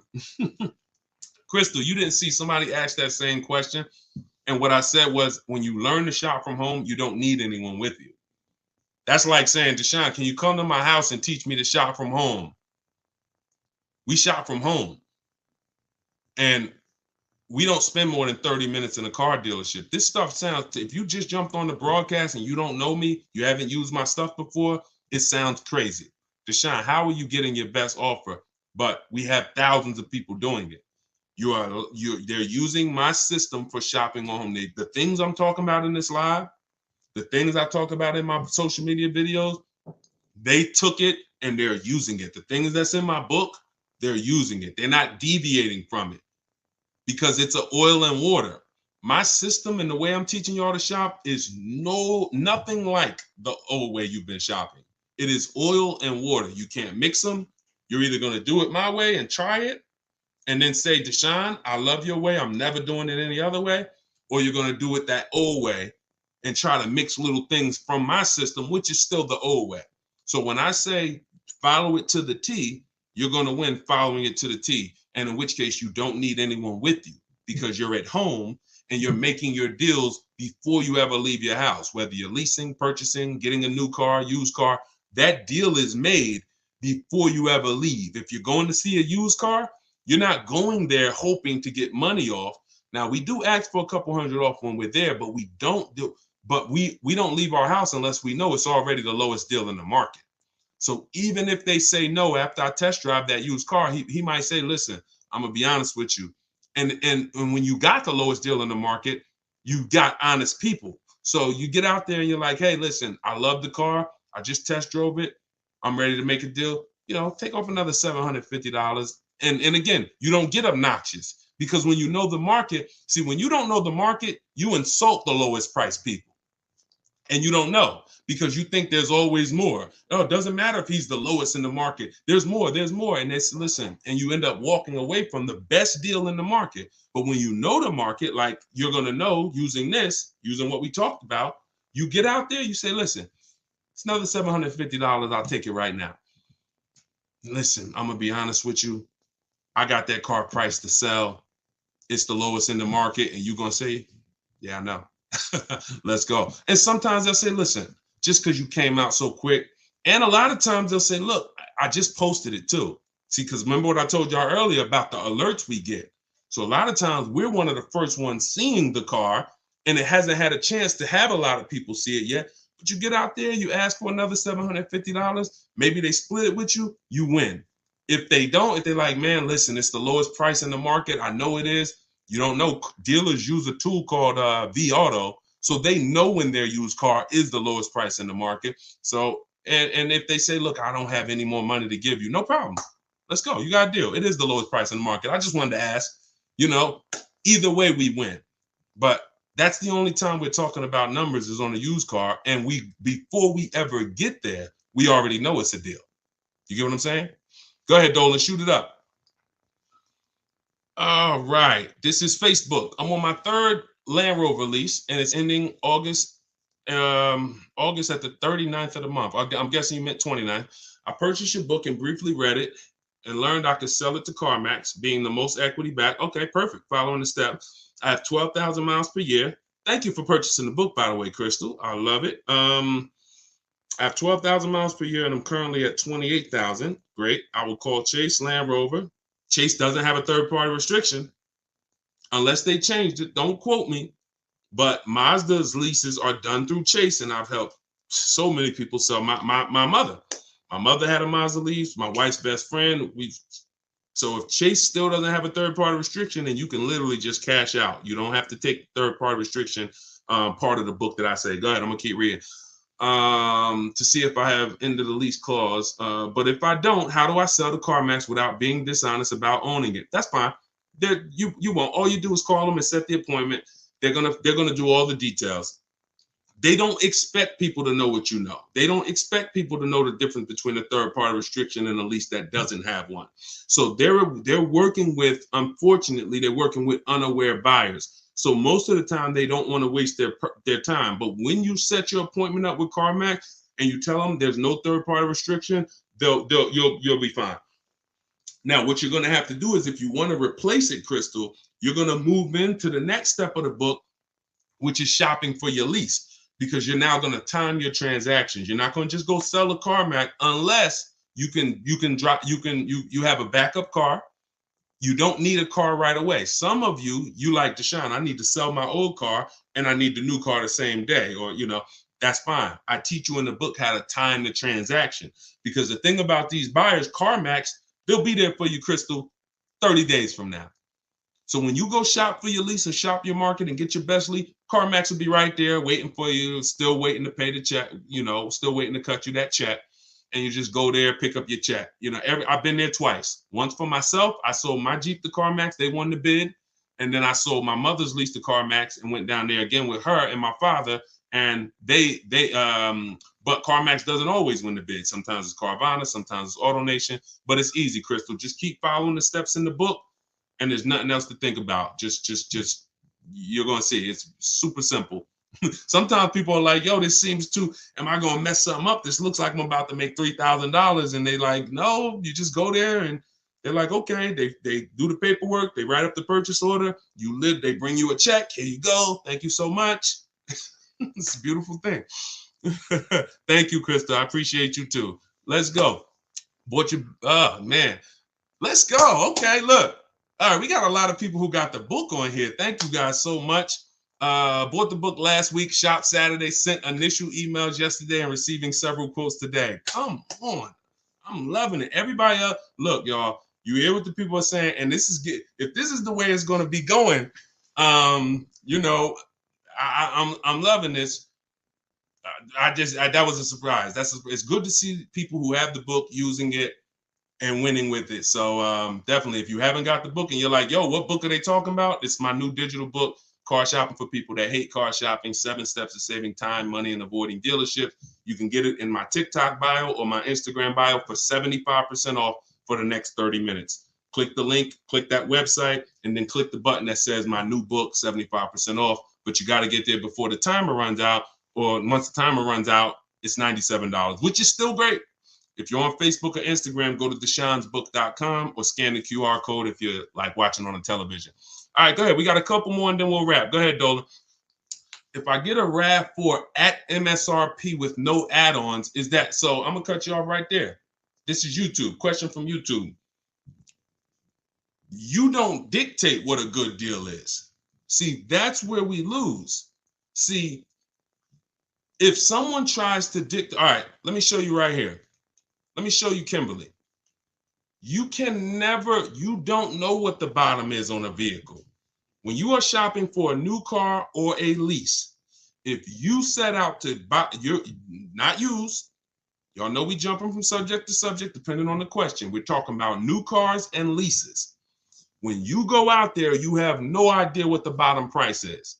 You can't say, oh, if it's MSRP, I get a good deal. If it's invoice price, I get a good deal. You don't know what rebates they have. You have no idea. I'm gonna show you Kimberly. This is why it's dangerous. Now I'm gonna use her as an extreme because on her, look, this is Kimberly. She's in my private group. She saved $20,000 off of her Maserati. $20,700 to be exact. As she was getting her offers, she had a couple dealers that wanted to take off $5,000. A couple dealers wanted to take off $7,000. Now she's probably getting excited. Oh, look, $7,000 off. Oh my God, this is amazing. Sitting at home, just watching these offers come through her computer. $12,000. Oh, this is it. Now, had she decided, you know what? $12,000, that got to be the best. She didn't I say, we had a big saying in my group. It's called trust the process. Trust the process means get 5 to 7 offers. 5 to 7 offers. She ends up getting an $86,961 Maserati for $66,000. Some of you, your best deal is going to be $7,000 off. Some of you, your best deal is going to be $3,000. Some of you, you might be shopping for vehicles that are so rare and exclusive. People are paying $100,000 over, like you're shopping for a Ferrari. Ferrari, where, you know, or a Lambo, they might have a car where they're charging $100,000 over asking price, and that people are paying it. Some people are paying it, and then you find a deal, and the lowest bidder is sticker price, which means no problem. How much better did you do than the people who overpaid? But until you get the offers, you don't know what the bottom of the market is. And I will never assume it. I've been doing this since 2006. Deals are going to be different. I will never assume. When I go in and you can't take one deal and bring it to the next. Yo, I saved 20 grand on the Maserati. So next time I buy a BMW, I'm looking to save 20 grand on that too. No. Each vehicle has its own lowest price in the market, and that's how you shop individually. Go ahead, shoot it up, Dolan. Next question. Wait, let me just leave that up. Let me just see if there's a second part of Ed's question. Can you throw that back up? I didn't know if it was a second part to his question. If not, that's okay. That was the biggest thing. Before you even go to the second part of the question, Ed, just make sure that you're not assuming what the bottom of the market is. You need to be getting at least 5 to 7 offers from independent dealers, and you're fine. Go ahead, Dolan. Next question. It's okay. All right. I'm loving this, man. This is wonderful. Facebook. This is from Facebook. I bought 20 plus vehicles in my lifetime. Okay. I did it your way the last time I bought, and I never left home until I went to pick up my truck. I finally did it right. Listen, Mike, you have no idea, because when you said I bought 20 plus vehicles, right? I was in my mind, I always say, listen, you're not an expert because you bought 30 cars. You're an expert when you have seen all these transactions, but you nailed it, man. You came in straight. Like, to say that I bought 20, listen to that, y'all. This is a person who has probably bought more vehicles than most people on this call. I'm sure he wasn't lazy with it. I'm sure he was going in doing his best, but he looks at the new way that we shop from home, not going to get to, you not leaving your house until you know I'm going to pick up my car. And he's like, I finally did it right. My man, congratulations. And look, now you tell everybody, tell your family. Now you could teach your kids, you could teach everybody in your house. This is how we car shop, y'all.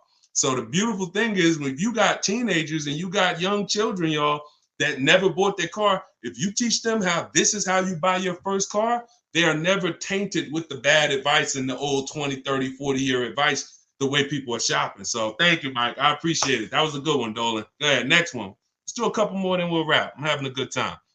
CEO, how do I purchase the book? It's in my TikTok bio. You won't leave the broadcast. It's a digital book, so it'll be in your inbox in literally seconds.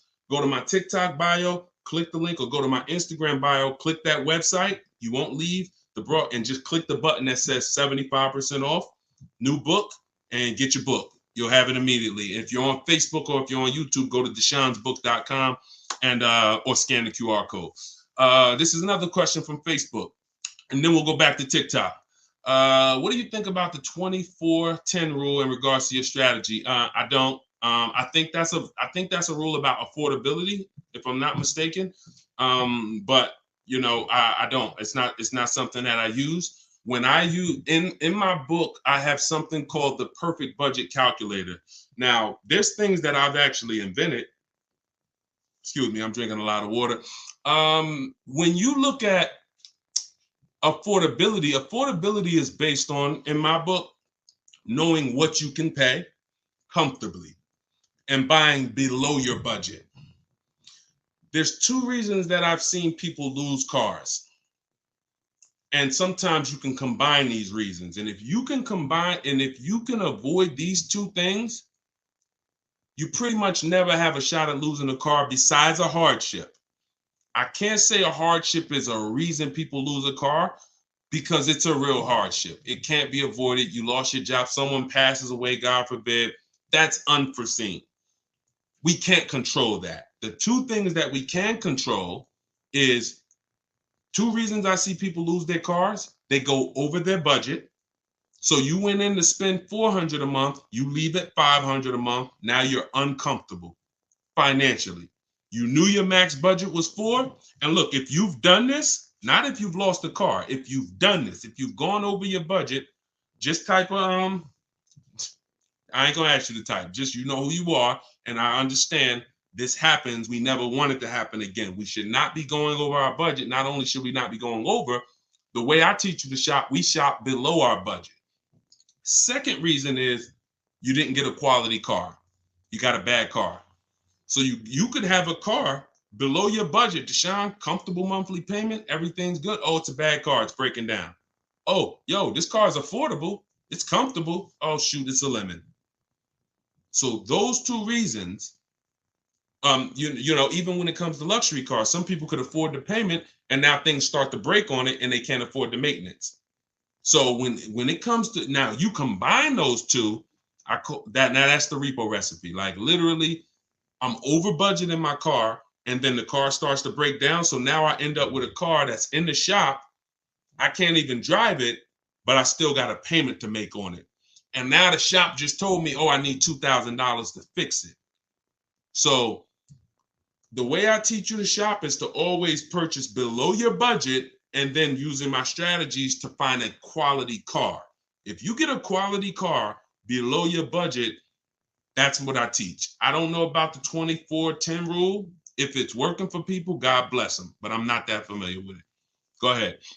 This one's from Instagram. Would it be okay to go test drive a car but stay quiet? Use your techniques of not saying the wrong thing. Yep, just rest, drinking, and go back to shop from home. Yeah, that's it. That is literally the formula. When you are shopping for a new car or a lease, not with a used car, we talked about this earlier, you are going to go in and test drive that car. That's the last thing you're going to do before you actually end up getting offers on it. Because that in my book, that's in step 4, which is the shopping step. Shopping is deciding what you want, not buying it. When you're shopping, you're deciding what you want. So once you test drive a car with a lease, I always tell people have 3 vehicles that you like. Because the first vehicle you shop for, you might get all those offers and it has a bad lease program on it. So many of our people have gone to their second choice because they'd be like, Deshone, I wanted a Range Rover.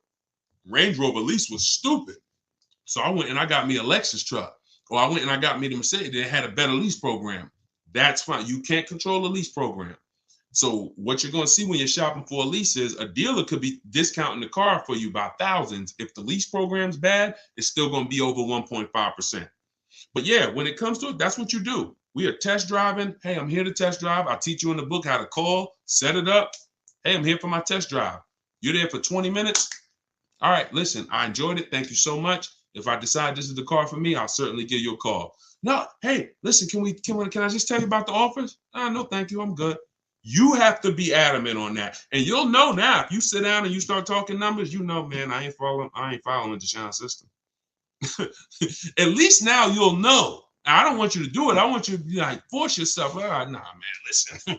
Nah, look, because what you're going to do is you're going to go home and you're going to talk to multiple people like him. He wants you to sit down there so he can get that one-on-one with you. No, we're not doing one-to-one. We're doing 1 to 25. All right, go ahead, Dolan.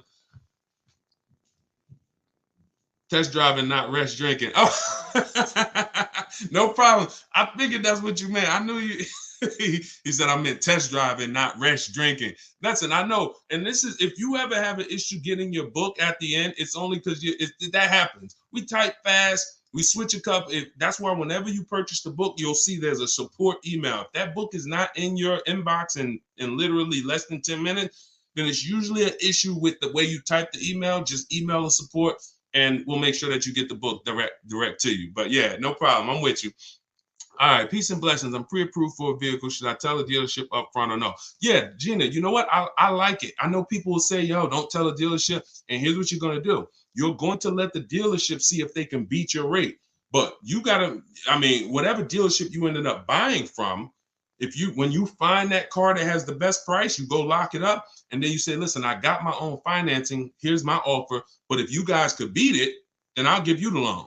See, that creates a much better experience, because what you're going to lose from some dealers is they won't even sell you the car for that price if you don't give them a shot to beat your rate. They won't sell you the car. So when you go in and say, yeah, I got pre-approved, but if y'all could beat it, I'll do the loan with y'all. Now you've given them, you see, you don't lose anything by doing that. In fact, what you're going to see sometimes is they'll call you and say, good news, we got you a better interest rate than what you got. See, what we are trying to avoid is that having the dealer get us our only interest rate and then overpaying. People said, no, I don't want that. I hear these dealers overcharge for the rates and they're making money on them. So then they went and started getting pre-approved and said, no, I'm not going to let the dealer even have a try. But no, you don't want to do that. You want multiple people bidding for your finance rate. And what you'll see is if you do it within a 45-day period, Experian calls that the rate window, it's only going to weigh on your credit as one hard inquiry. So whatever one hard inquiry would have lowered your credit score, whatever that, if they did a hard inquiry to get you the pre-approval, you already have it. But if you could do multiple hard inquiries within that rate window period. And you can go to Google and you can actually verify this, because sometimes people say, Deshone, is this true? Let me show you, and then we'll get ready to wrap. But I want to show y'all this. If you actually go to Experian, let's just Google. Hold on. You go to google.com and just type in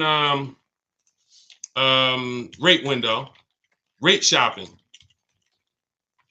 cars, Experian.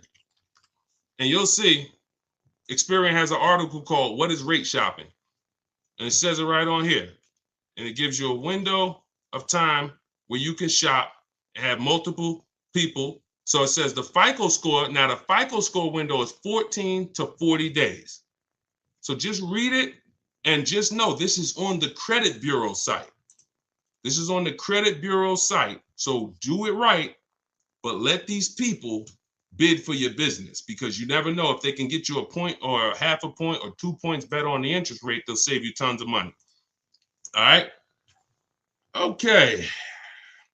All right, listen, we've been on for an hour and a half. Listen, we're going to wrap, but I hope to continue this with y'all. If anybody has my book, I will certainly be continuing with you, but I'll also be doing these live shows pretty regularly. I'm going to send these out. We'll eventually be promoting them. I'm going to promote the exact time so you guys know. That way, if you see somebody in their car shopping, you can say, hey, this guy, he does this show at this particular time. Most likely it's going to be 12 Eastern time. And we're thinking about doing a second live show, 3 p.m. Eastern time. That way. But what you're going to also see is we're going to be rebroadcasting these. So because, people want to watch it later, and people get just as much value watching it later, because the same question you asked is the same question they were going to ask. So listen, if you want everything I teach in one spot, you want this arsenal of information that you can use step by step, go grab my new book, Car Shopping for People That Hate Car Shopping. And click the link in my TikTok bio. You'll see a website there. Same thing with the Instagram bio. And it's 75% off as part of our book launch. It's normally $97. You can go to deshonsbook.com if you're on Facebook, if you're on YouTube, scan the QR code, however you get it.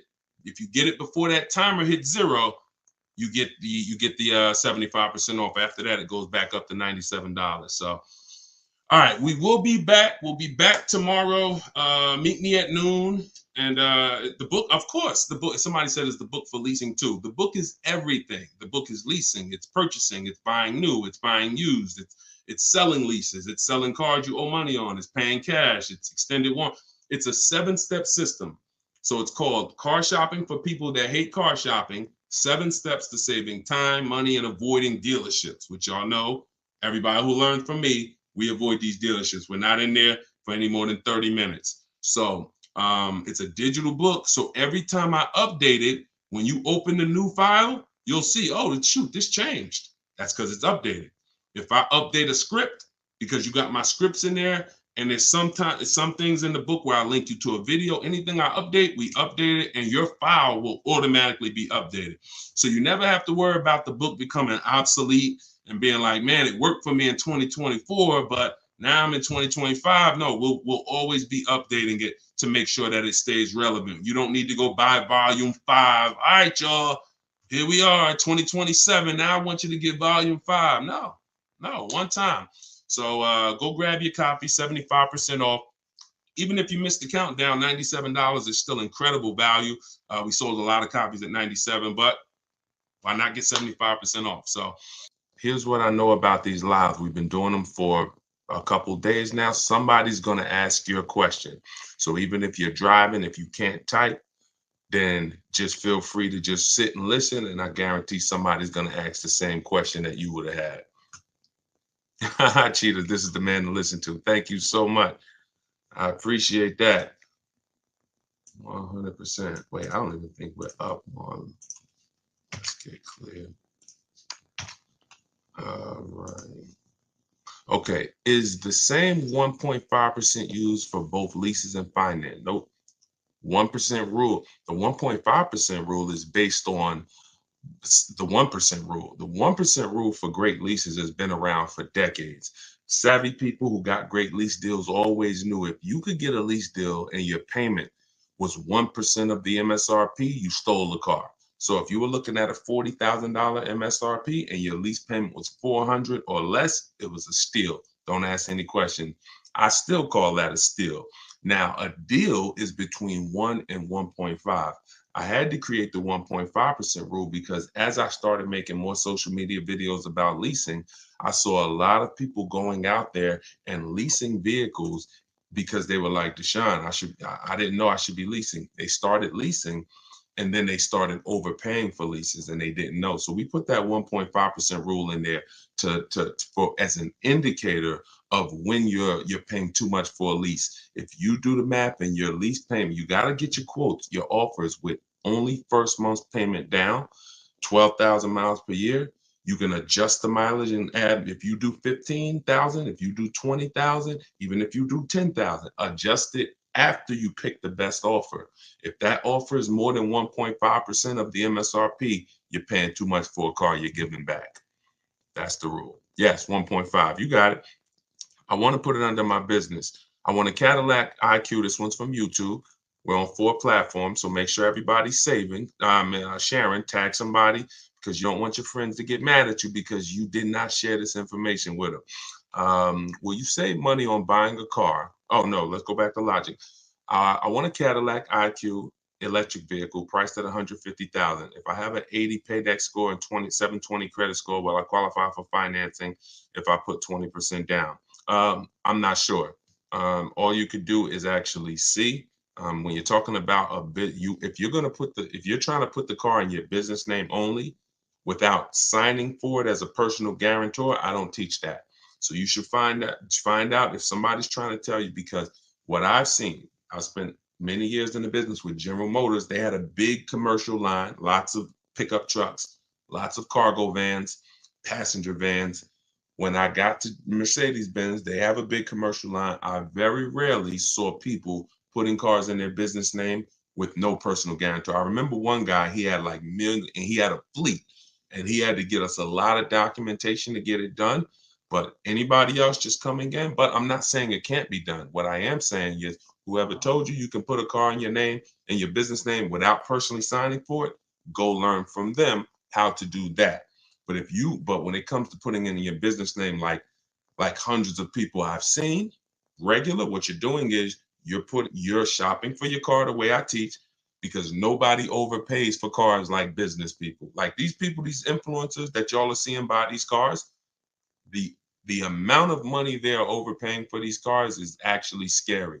And so you need someone who's going to show you how to pay less for the car, because that's your business's money. But then what you put the car in your business name and you're the personal guarantor, because the bank needs somebody who they can go after if the business doesn't pay, especially if it's a new business. And let's add one more thing to this. Keep the questions coming, y'all. I'm gonna try to get through as many as I can in an hour. I want to add something to this. You know how many people have reached out to me saying, Deshone, I want to put a car in my business name. And I say, hey, what's the business? Oh, I work from home. I got a consulting company. So when are you doing business mileage? When are you actually going to be doing? Oh, well, I just, I'm not going to help you get audited. Not going to do it, because any tax benefits you think you're getting, I'm not giving you tax advice. You should have a great accountant if you're planning on doing this. Any tax benefits you're thinking about getting, when they come and audit you and say, okay, we need to see what you did. You wrote off, $7,000 a year in car payments, and then, all right, what are you using that vehicle for? If you don't have proof that you're on the road and that you're going to see clients and that you're actually using that vehicle for business purposes, you're going to be in trouble. It's going to be the new PPP loans. The day of reckoning will come. That's all I'm going to say about that. All right, let's keep the questions coming. This one's TikTok. What about for real estate or hairstylists? Can I get a lease for business? That's very common. Very common. I had tons of realtors, especially with Mercedes, tons of realtors come in, you put the car in your business name, you personally sign for it. Just make sure, please make sure, everybody who plans on putting a car in your business name, here's what I need you to do. Before you even go to buy it, call the finance man. I found this out the hard way. I work from, and this just goes to show, it doesn't matter how good how much you take your business seriously, some things we don't know. So I had a customer come into Mercedes. He real estate developer out of Brooklyn. Heavy guy, young guy. He got an S-Class, puts the car in his business name. He previously had a Range Rover. He's had tons of cars. He puts it in his business name. He's the personal guarantor. That normally makes the car only show up on your business. It doesn't show to your debt, on your personal debt to income. So when you go to apply for credit, if you go to buy a house, if you go to get a car, they won't see that loan or that lease is coming out of your debt to income. In the case of Mercedes-Benz Financial, they still showed it. They still show, even if you're only the personal guarantor, they still show it. So you want to call the finance manager and you want to ask whatever brand you're thinking about buying, hey, if I put the car in my business name and I'm the PG, personal guarantor, will it show on my personal credit or not? And let them tell you no before you go through it. I learned the hard way. He was not happy. I mean, he understood. I didn't know, but it wasn't a good day. And that's my man. We're still very close. So he didn't blame me. It's just something we never saw coming. So, all right, my balance, this one's YouTube. My balance is $4,000 left. Oh, listen, in order to get the question answered, you got to type it all in one shot. You can't do continuations of questions. All right. So make sure you send your questions in one shot. Okay, this is, I'm not seeing the Instagram questions. Hold on, let me see if I can go on Instagram on my phone. It's not showing me anybody on Instagram. That's weird. We've been having a little trouble with Instagram today. We had technical difficulties going live on Instagram earlier, and that kind of threw our, that's weird. All right, let me see, give me a second. Let me just see if I could get to Instagram. I don't want to leave you guys out. Okay. I'm gonna check in from one of my that's what I'll do. I'll check in from one of my secret accounts. See if I can see all the questions. All right, here we go. There we go. Let me put on do not disturb. All right, we got you, Instagram. Hold on, we coming to you. Okay, perfect. So from now on, I'll be seeing them on my phone. All right, so will you save money buying a car through Costco or Consumer Reports? No, Ira. I'm gonna tell you why. Let me turn this volume down because y'all can hear that. I'm gonna tell you why. Who has a Costco program? Who has a special? Who has Ford X Plan, Mercedes Benz, Mercedes Benz? What is it called? Fleet pricing. Any special GM supplier pricing, General Motors supplier price? Any of these things that you think actually should make, and they should make the car buying process easy and get you your best deal. Any of those things, you can't trust them. I'm going to tell you why. You can't trust that the dealer is going to give you the right price, and you can't trust that there's no rebates and hidden incentives that you're not getting. This is all in my book. It's called, if y'all don't know, this whole live is sponsored by my new book. It's called Car Shopping for People That Hate Car Shopping. It's a digital book, so you never have to worry about it being out of date. If something changes a year from now, I update the file. You open that book a year from now, everything's relevant. But that book has the 7 steps that I use to teach hundreds, thousands now, how to purchase from home, lease from home, sell their leases, get bids from banks, credit unions. Everything's in there, and you can get it for 75% off for the next 30 minutes. While you're on the broadcast, go to my TikTok bio. You won't leave the broadcast. Grab your 75% off. It'll be in your inbox in minutes. All of this is in there. If you're on Facebook, go to deshonsbook.com, click the link, or if you're on YouTube, scan the QR code, whatever you need to do. Instagram, it's in my bio. Get your 75% off so you can use this stuff and you don't pay the normal $97 for the price. So the reason why you don't know if they're giving you the real price, quite honestly, you could walk in and you say, hey, I got the Costco pricing. And they say, well, your price is $42,000. They just make up a price. Some people will. Or if they have $2,000 in rebates you don't know about, they'll give you the price and hold the rebates back. What's the solution to this, Deshone? You stay at home and you get multiple offers. And when you tell them everything you qualify for, you are going to get multiple offers. I teach 2 ways to do this. Really, I teach 1 way. It's in my book. I do it online. But if you're not going to get the book, here's how you could do it manually. You get 1 price from 1 dealer. You test drive. Once you find a car you love, you get 1 price and you say, okay. And I wouldn't even get that price while I'm there. Y'all know my rule of thumb. How many minutes do we spend in a car dealership? Let's see how many people know. How many minutes do we spend in a car dealership? Maximum, absolute maximum. And this includes our test drive. Let's see. Anybody know? Let me see. We might have all brand new people on here. We might have a bunch of people on here that's on here for the first time with me. So I don't want to make any assumption. Answer is 30 minutes. We are never spent. You got it, Chris. I see you, Chris. Leashes in motion, 10. Listen, we're not to 10 yet. Quite actually, if you're getting your car, if you're buying a new car and the dealer delivers it, you could spend 10, but I don't want you to rush your test drive. So that's the only reason I don't say 10. On new cars, you must test drive the car before you get offers. On used cars, you do it after. But so back to the way you're going to get the best deal. Back to the way you're going to make sure you get the best price. You tell the deal, you test drive that car, you come on home and you call the dealer and say, hey, thanks for the test drive. Can you give me an offer on that? You give them everything they need to give you an offer, not your credit. Follow me. There is no one who needs your credit to give you an offer. If they tell you that, they're lying. And hang up and go to the next dealer. Because what you're going to do is you're going to be calling multiple dealers asking for the sales manager. Just tell them, hey, I'm looking at this car. I like it. I'm going to give you all the detail. If you could give me an offer, I'm ready to make a decision right now.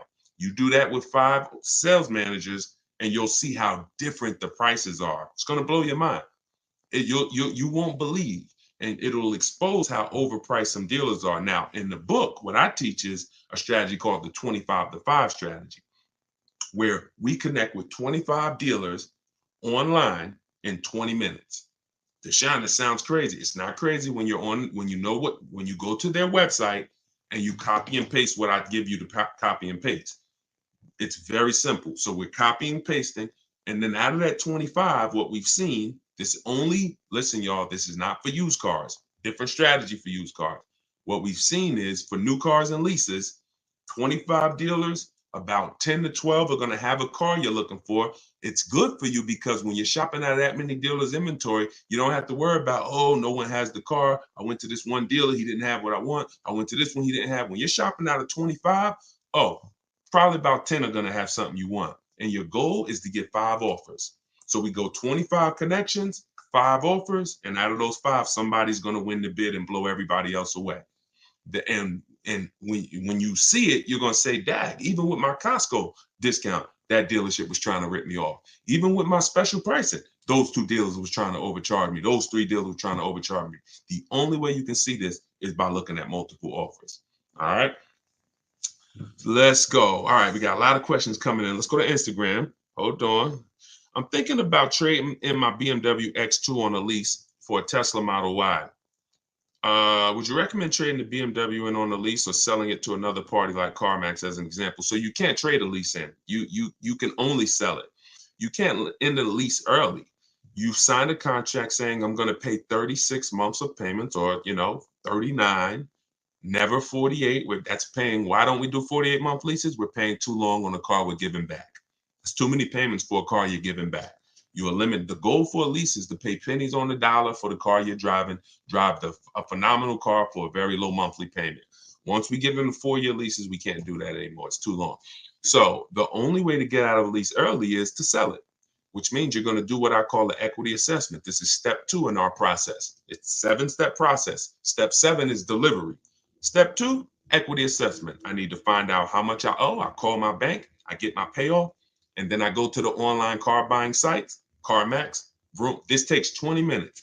Nothing, just so y'all know, my whole car buying process of getting below market deals, I'm not going to spend more than 60 minutes. Now, I'm a master at this, but even the people I've taught, it's an hour and a half from home. This is quick. By the time somebody's visiting your second dealer, we've already got our best deal. We're not spending hours shopping for cars. Not once we decide what we want. But so you call, you get your payoff from your bank, and then you visit CarMax. You get an offer from them. If you're leasing, you must put when they ask you, are you leasing? Do you own it? Or are you financing? You must put own. Okay, I'll explain that later, but you must put own. You don't want to trigger something on their website. You need to find out what these companies will pay you in cash for your vehicle so you can figure out, can you sell it and get out clean, or can you sell it and possibly make a profit? People have made lots of money selling leases, especially in the last 3 years. But even now, people are still making 2,000, 3,000. So what you do is you get those offers: CarMax, Driveway, Carvana, Kelly's Blue Book Instant Cash Offer, AutoNation Sell My Car, and there's one more, Car Guru Sell My Car. And if you see that all those offers are higher than your payoff, you can get out. If those offers are lower, you're going to pay to get out, which means, and most people are going to say, no, I don't want to lose money to get out. So that's what you need to do before you decide to make a move. Where do we get a copy and paste link from? Terry, that's all in my book. All my scripts are in there, all my templates, everything is in my book. You're not talking when you use my stuff. You're either only talking to managers or you're using my copy and paste templates. We're not talking to salespeople ever, because who'll be honest, who's not a good negotiator? Type me if you are not a good negotiator. Be honest, we're not judging anybody on here. We are actually we're going to make sure you win. But all right, so Dominic, not a good negotiator. Look, Bawala, okay. Rachel, not a good negotiator. Look, Danielle, not a good negotiator. Look, seven. I don't want to mess your Instagram. All right, so we got lots of people on here that are not good negotiators. So in order for you to win, here's what you're going to master. You could do it my way, you could do it your way, but here's what you need to do. Instead of going 1-to-1, which is a losing battle, I can negotiate. I would never do 1-to-1 because it eliminates my ability to shop the whole market. Here's how you save thousands of dollars when you're a bad negotiator or a good negotiator. You must master the art of multiple offers. See, when you put multiple people against each other, you're not negotiating with them. They're negotiating really with each other. Who's going to win? And you'll find that you'll save thousands of dollars way quicker than you could ever have going back and forth with one dealer. So you want to make sure that you are using multiple offers in everything that you do. And that's what my system is about. Now you could do it your way or you could do it my way as long as you do it. Just don't do the old way. That one-on-one is a losing battle because you always leave hoping you did okay. You always leave wondering, could I have gotten some more money? With multiple offers, you never.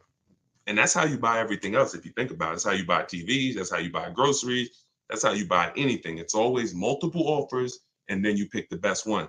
That's how we don't have any buyer's remorse. All right, this is YouTube. Reem, I have a 2019 1500 for about a year. Chevy 1500 for about a year and some change, 700 a month with alpha warranty. I'm thinking about leasing. I have about 30K left. What should I do? Always equity assessment. Do the equity assessment. That's going to tell you, listen, when you figure out you got 10 grand of negative equity, you're going to park it real quick because you can only do 3 things if you have negative equity. 2 will get you a new car, 1 doesn't. There's only 2 people who can't get a new car. One is super bad credit. You need to wait. You don't need to make a move if your credit's so bad you're going to destroy yourself by making a move. Now, the second person, these are the only 2 times I see people who want cars who don't leave with cars. Second person, you can have an 800 score. If you have 10,000, 12,000, 15,000 negative equity, you can't go and do a no money. You can't put that type of money on your next car because you have to take into account the loan to value ratio. So you can't buy a $40,000 car and just slap 15 grand of negative equity on that. The bank's not going to approve it. You would have to get a great discount off that car through multiple offers and rebates. There's certain brands out there that have big, huge rebates. If you're looking at one of them, maybe you save 7 grand, 8 grand, 10 grand, and then you can slap that negative equity. But that's why before you ever, if you sitting there and you're like, man, you know what? I think I want to lease or I think I want to switch my car. It's always an equity assessment. I need to know, can I make money selling this car right now? Or am I in a negative position? In which case I gotta chill out. Now, if you got a small amount of negative equity, you might just want to pay the difference. Always sell to the highest bidder. Get all those offers I talked about from the online companies. And if there's $1,000 or $2,000 shortfall, just pay the difference so you could do a clean deal. But if not, then you have to transfer that. Transferring it is more difficult because now a dealer's not going to pay you what those companies are going to pay you, especially not a dealer who's going to win the bid. See, your favorite word working with me is going to be bids. Everyone must win the bid.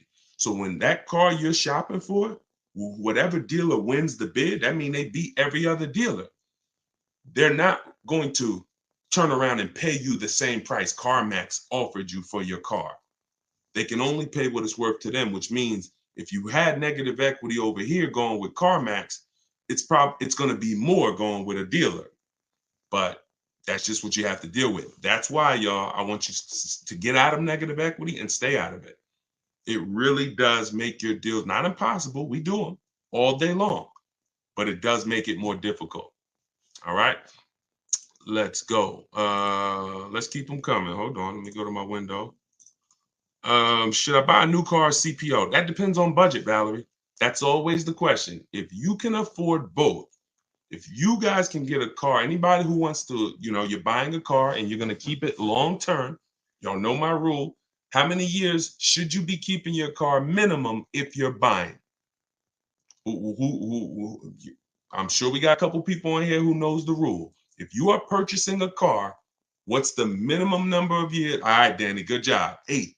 So because the reason it's 8, I see, man, I got a lot of people, y'all getting quick. It's the reason it's 8 is because at 8, you've outlived the depreciation drop. Your biggest expense when you're buying a car is the one you can't see. It's depreciation. You're losing thousands of dollars whether you drive the vehicle or not. If you drive it, you lose more. If you're a high mileage driver, you lose even more in depreciation. So you want to make sure that you outlive that, or you shouldn't buy. The only way to outlive it is you got to get to that 8-year mark.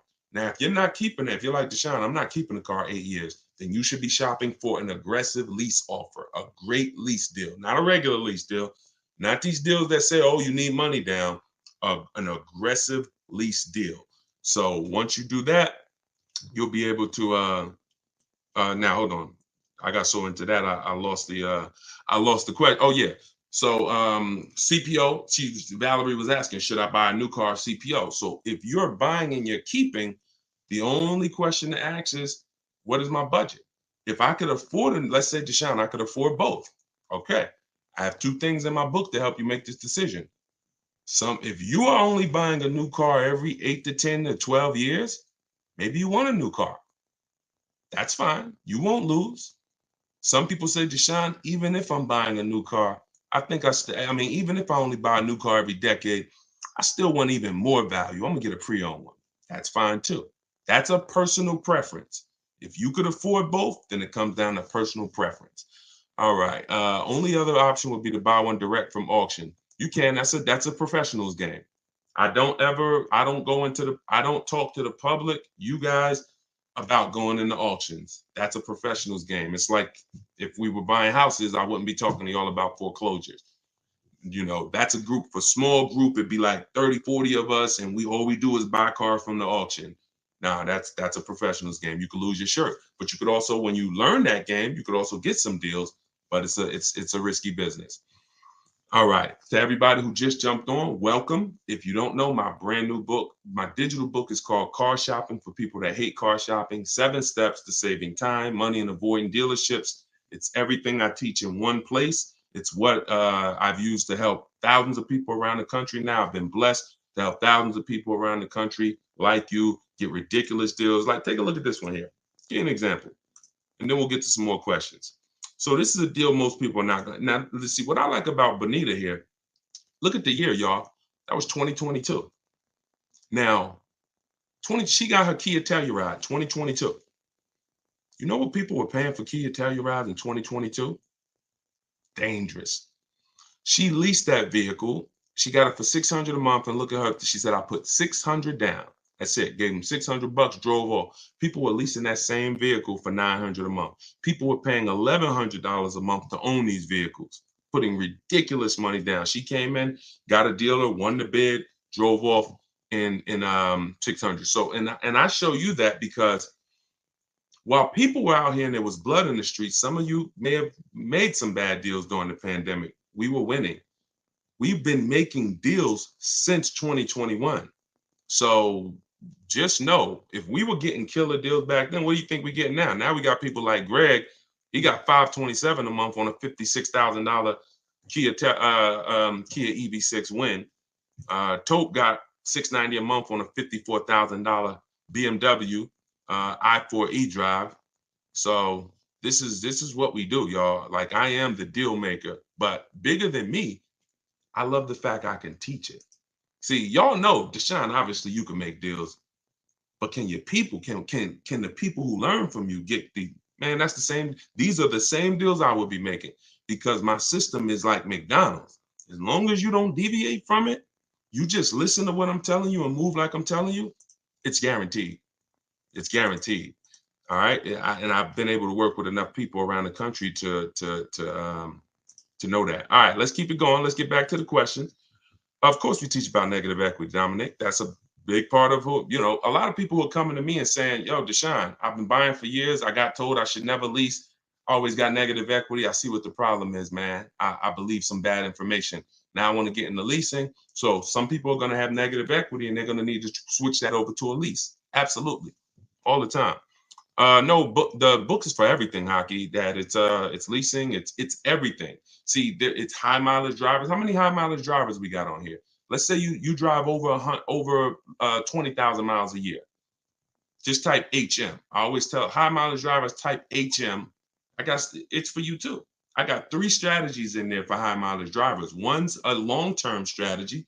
That means you're going to buy a car, keep it 8+ years, and then 2 are for short term. If you're not keeping your cars 8+ years, you need to have leasing as part of your strategy, either a high mileage lease or something I call 2 cars, 1 car payment, where you can measure it, where you can balance it out. So in order for me to help the public, in order for me to help you, I got to have something in that book, no matter what your situation is.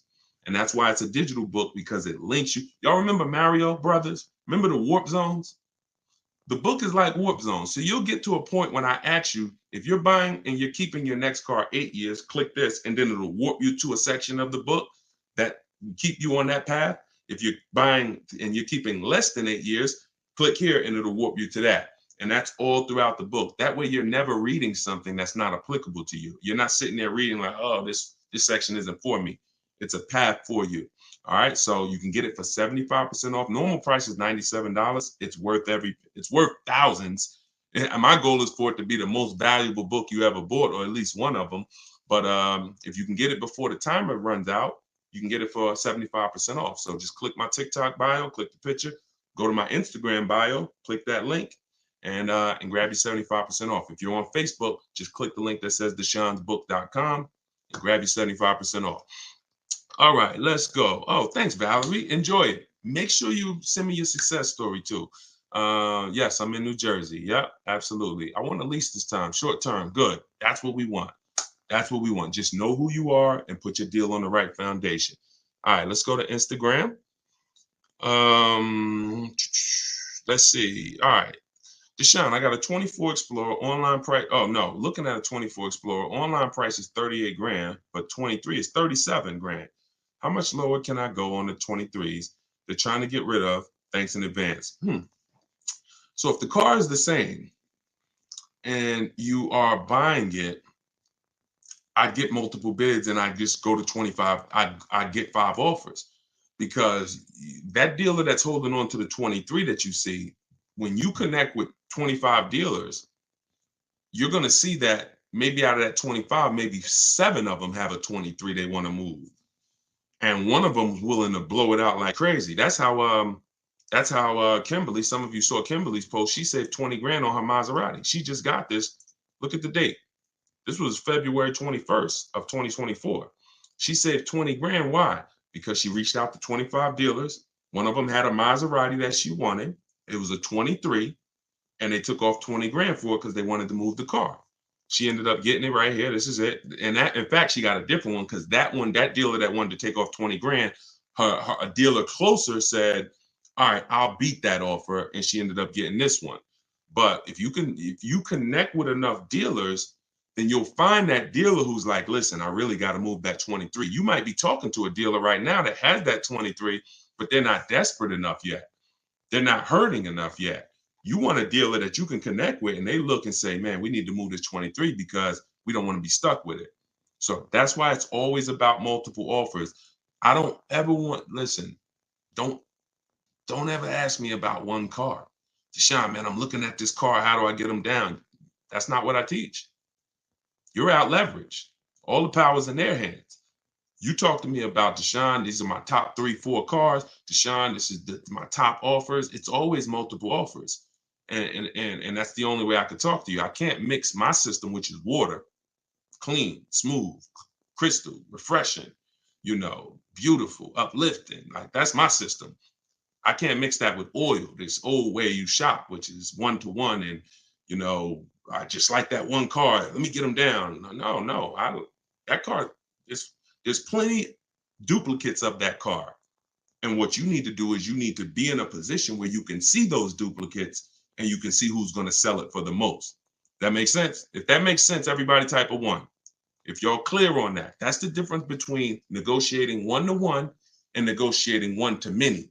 1-to-many is getting bids. 1-to-1 is old, traditional, out leverage, buyer's remorse. Always wonder if I could have paid more. Could have paid less. We don't do that. My pleasure, Raym. I see you. All right, let's go. Let's keep the questions coming.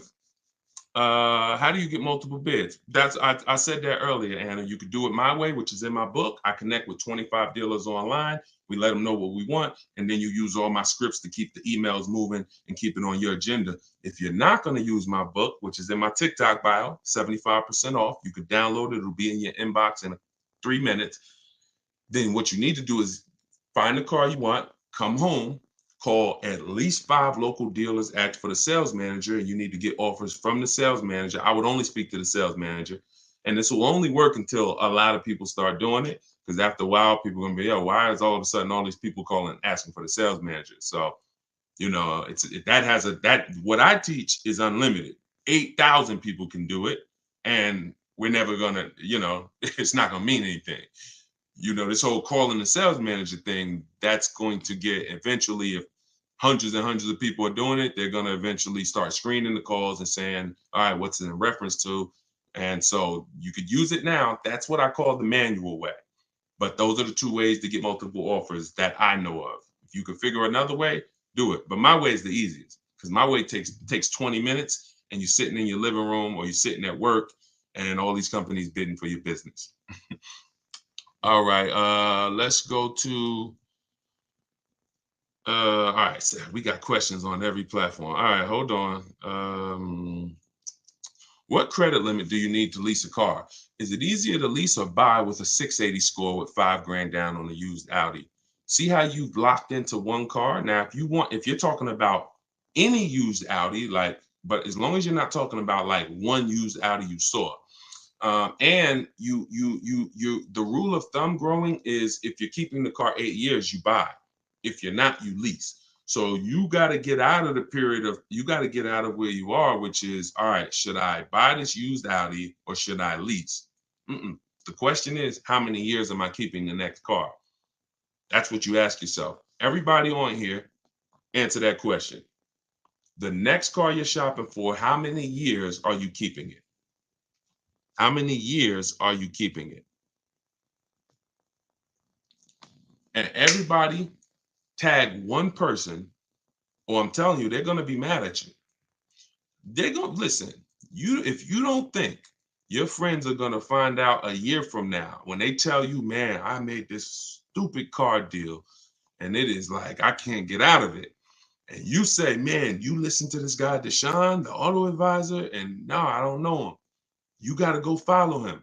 Oh, and then they find out you've been on these live shows and you ain't tag them, you ain't tell them, you ain't share the video with them.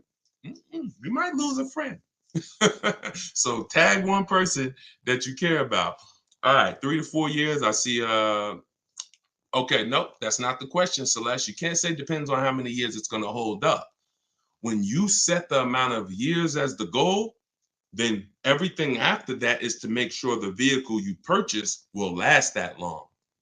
See, if you go in to purchase a vehicle and say, well, I hope if it lasts 8 years, if it lasts 10 years, I'll keep it that long. Chances are it won't.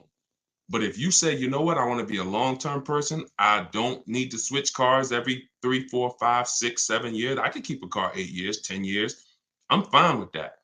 Then that means everything you do after that, I mean, you could use my process, because I'm going to make sure you buy a quality car that will last that long under your budget.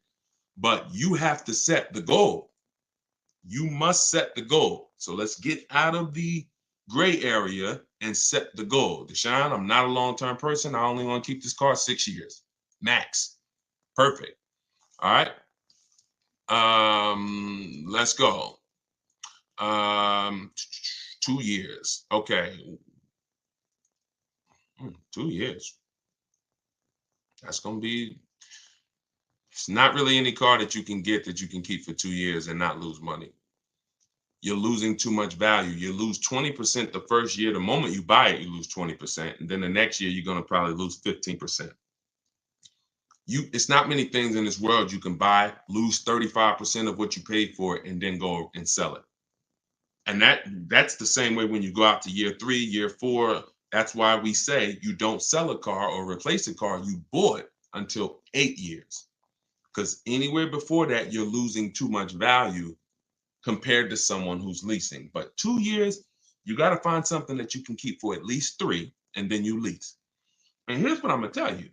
When you shop, see, when y'all learn to shop without, you use what I'm telling you, you should be test driving new cars and leases, and no one's rushing you. You're in here, and look, we need to bring the people who are listening to me, you're going to have fun shopping for your new cars and your leases. You're going to have fun going into dealerships, test driving, knowing you're not buying in the dealership. So I'm here to test drive. and you can enjoy a weekend of test driving to decide what you want. It's a real fun experience when you go to one dealer Saturday morning and you test drive and you're like, okay, now let's go see that competitor car because we're trying to narrow it down to our top choices. And you're test driving, and hey, can we talk to you? Can we just show you the deals? No, no, thank you. Let me get your car. We got some other cars to drive.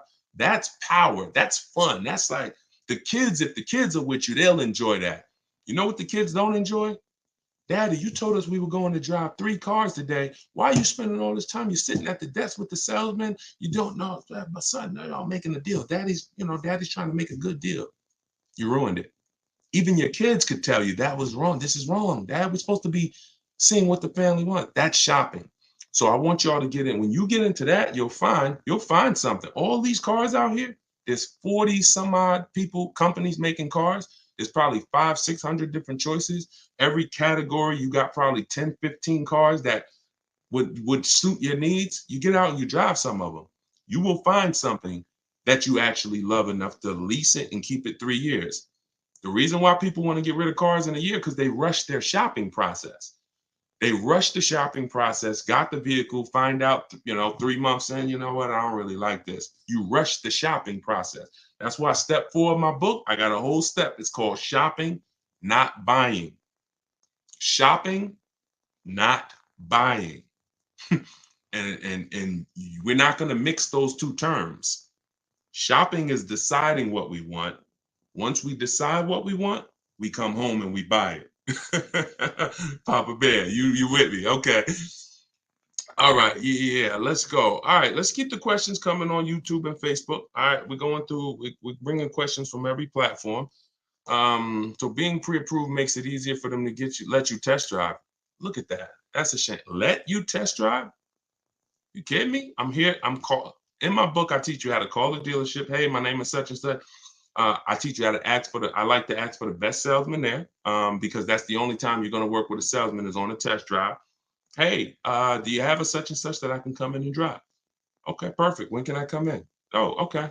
I'll see you then. That's it. I'm here to test drive. Anything else they took. Now, we don't do this with used cars. You cannot test drive a used car. This is for new cars and leases. Used cars, you're not going to test drive that car until you found your deal online. And that's the last step before you shake the person's hand and say, I'll take it. Because if other than that, you're going to waste a ton of time test driving cars that you end up not buying. But when it comes to new cars and leases, let us test drive. Please, we're about to make a $50,000 transaction.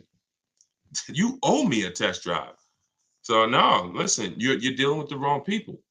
And you could have called the wrong salesman. When I say you're dealing with the wrong people, you literally, it's the small things that matter. When we call for a test drive, we're asking for the best salesman there. Who's a salesman that everyone knows, everyone loves? Oh, that's Tom. Hey, Tom, how you doing? I'd like to come and test drive that Nissan Rogue. What days you there? Oh, I'll be here. All right, perfect. If you get the new dude on the block, little Nelson, who over there, and he don't care about lying or nothing, and yeah, he gonna make your life. Oh, we need bring your license, and we need to run your credit before test drive. These little details, I promise you, they matter. I've been on the inside. I seen little Nelson.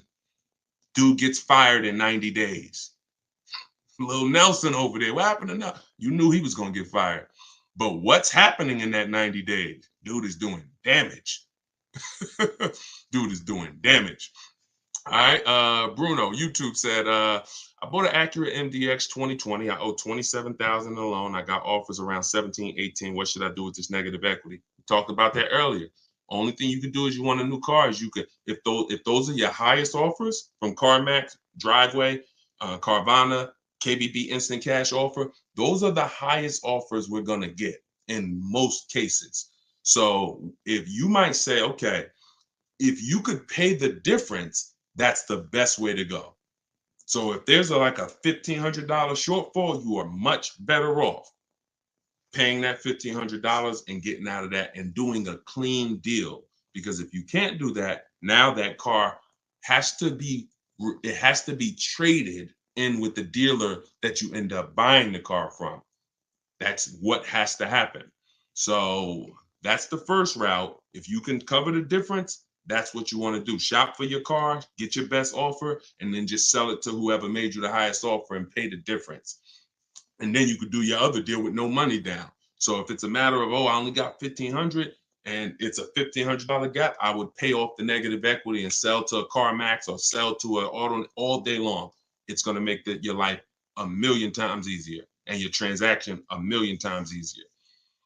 All right, my husband ran into something when we got our car service. Wait, you gotta do one full question. Unless y'all are talking amongst each other. I love that. Talk amongst each other. Y'all be in here having conversation. But if you're asking me a question, it has to be in one question. Look at Vicky. Vicky came on here and said never lease. Look, we got old Vicky on the line here.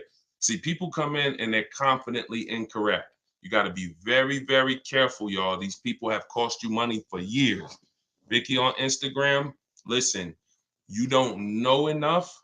You don't realize how much you've cost your friend. Now, you might say, Deshone, Vicky might be saying, Deshone, I hear what you're saying about buying cars and keeping them 8 years. I'm not going to lease. I buy my cars and I drive them till the wheels fall off.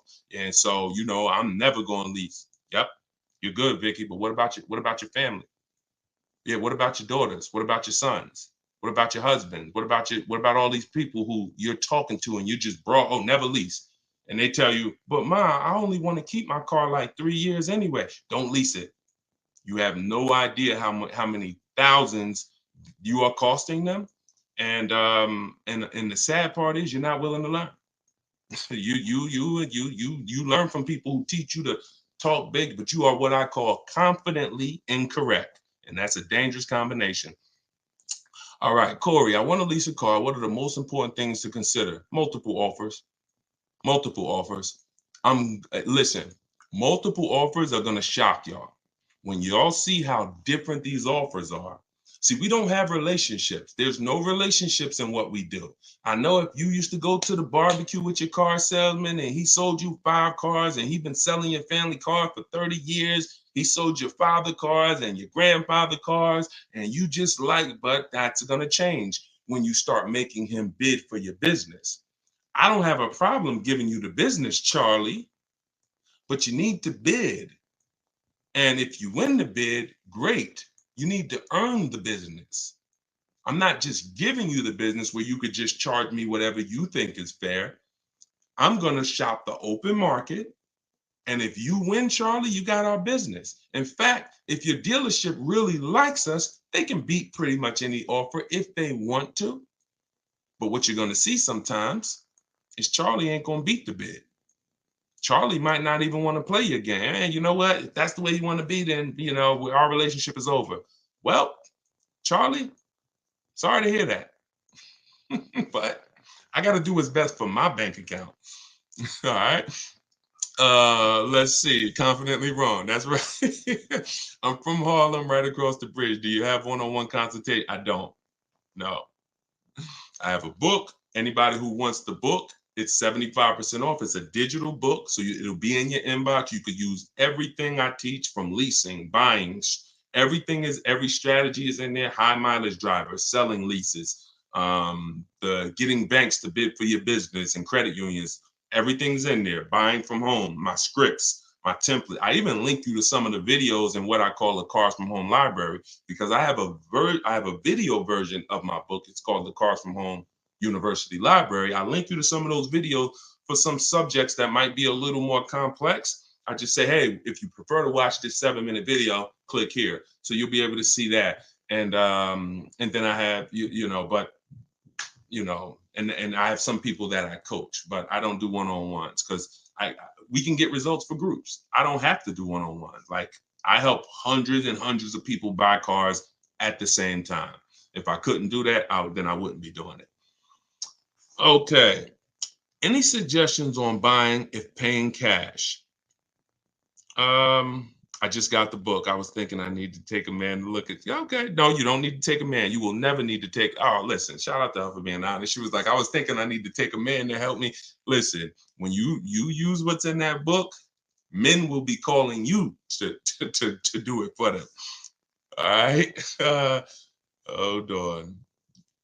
Coach Mikey, the name of the book is Car Shopping for People That Hate Car Shopping. 7 Steps to Saving Time, Money, and Avoiding Dealerships. Any suggestions if buying a new car for cash? Just get multiple offers. If you're buying a new car for cash, just get multiple offers. And also, don't think. Here's what I want you to understand. So, if you were taught always pay cash for cars, just type $signs. If some of you may have heard this, some of you may have not, but if you have heard you should always pay cash for cars, just type $signs into the comments. Okay? And I'm not telling you paying cash for cars is wrong. Paying cash for cars is right for some people. Okay, let me tell you who paying cash is right for based on who I've encountered. Very wealthy people, very well-off-to-do people. I've talked to several people when I worked for General Motors and I worked for Mercedes. Y'all know I say it in all my videos: 5 years General Motors, 5 years in 5 years Mercedes-Benz. And I would get these very wealthy people, or very financially, they didn't even have to be wealthy. Some of them weren't wealthy, but they had paid off houses, and maybe they were, maybe they were in their 50s, paid off house, blue collar, but you could just tell that they were smart, they were investing, and they could pay cash for the car. They'd be looking at like a Denali, $50,000 back then. Now they're 80. And they like, listen, I'm like, so how are you going to pay for the car? Once we agreed on the price, smart, always agree on the price first. And I say, how you going to pay for the car? They're like, what are the rates? Now, if we had a special rate that month, 0%, 0.99%, 1.99, they'd keep their money invested because that money was making money for them. And then they just use the bank's money at a very low interest. So if you're in that position, if that sounds like, oh, Deshone, that sounds like what I do, then that's what you want to do. Now, if your money's not invested and you're not making it, then you just want to keep things low, keep debt out of the way. I like to keep then pay cash. Another thing people do is but that's for short-term buyers. So I'm assuming if you're purchasing a car, y'all already know you're a long-term person, 8+ years. But you shouldn't be buying a car paying cash and you're only keeping it 3 to 5 years. Because there was another group of people who would always get very aggressive leases, drive these cars for pennies compared to other people, and then they would just keep investing the difference. So while other people were putting thousands of dollars in cars, their lease payments were so low, they would just be investing their surplus money. So it's about knowing this. All right, Deshone, you just laid out 3 different types of people for me. Which one sounds like me? But when you hear people that say, always do this, red flag, red flag. And it's just they don't know enough. They're only operating from what they know, and what they know is not enough. And they want to project that onto you and hope. Think like I think. All right, let's go. Do I lease? It depends on if I'm going to keep my next car 8 years or not. I've leased probably 7 cars. Yeah, 6. And we just had an Infinity truck that we bought a year ago because we're going to keep it. So it's you always ask yourself the question. First question, when you open my book and you get to step 1, or if you ever see any of my videos and I tell you the first thing you do when I want to get a new car, first question is, how many years are you going to keep the next car? I call that the most important question. It's also the first question, because if you choose the wrong strategy, if you purchase, but you should have leased, there's no way for you to get your best deal. You are going to overpay by thousands of dollars because the person who leased is just way ahead of you. You're out here spending all this money, and the person who leased is just paying the little car payment, driving a ridiculously nice car for a very small amount. And it's just so you must put your deal on the right foundation. That's always step 1. Okay, can you drop a link in this video for your book, or do I need to go to Instagram? See if this one works. I don't know if I can pin the comment, but see if that one works. You should be able to click it. See if you can click on where it says deshonsbook.com, all right? Thanks, Growing. Enjoy it. Should I lease? And look, everybody who just jumped on, my new book is called Car Shopping for People That Hate Car Shopping. While we're on this broadcast for 30 minutes, it's 75% off. It's normally $97. It's a digital book. It'll be in your inbox in 2-3 minutes. You could use everything I teach on literally mastering the science of purchasing or leasing from home. And it's 75% off. You can get one in my TikTok bio, in my Instagram bio, or you can go to deshonsbook.com. All right. When you lease, how many years and by miles is that good? Okay. I think you're asking how many miles is it good to do. It's good. Oh, listen, look, y'all, we can never assume anything. She's asking how many miles is it good to do? The miles you need. In the book, I teach you, and look, you'll notice I'll tell you in the book is this, and then I'll tell you. So it's not like, oh, get the book and you'll find out. I'm about to tell you. So what you do is you need to, I call it choosing your mileage wisely. If you don't choose your mileage wisely, you're going to get penalized. And what most people do when they get penalized is they blame the lease because they took a 10,000 mile a year lease knowing they needed 15.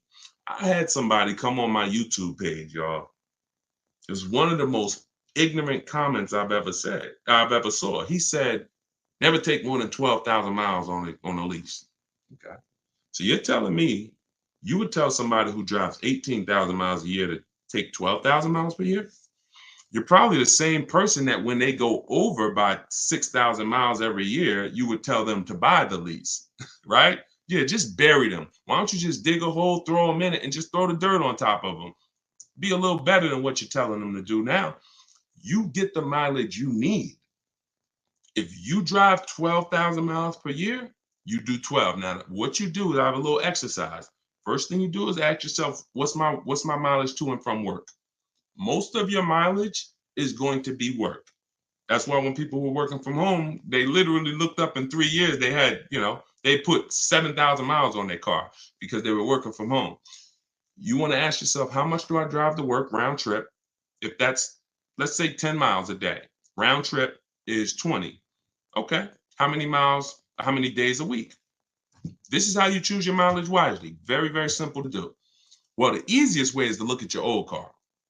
Easiest way, look at what you draw, look at your old car, and then just say, all right, how many miles did I have when I first got it? How many miles am I putting on it a year? If nothing changed, that's the easiest way.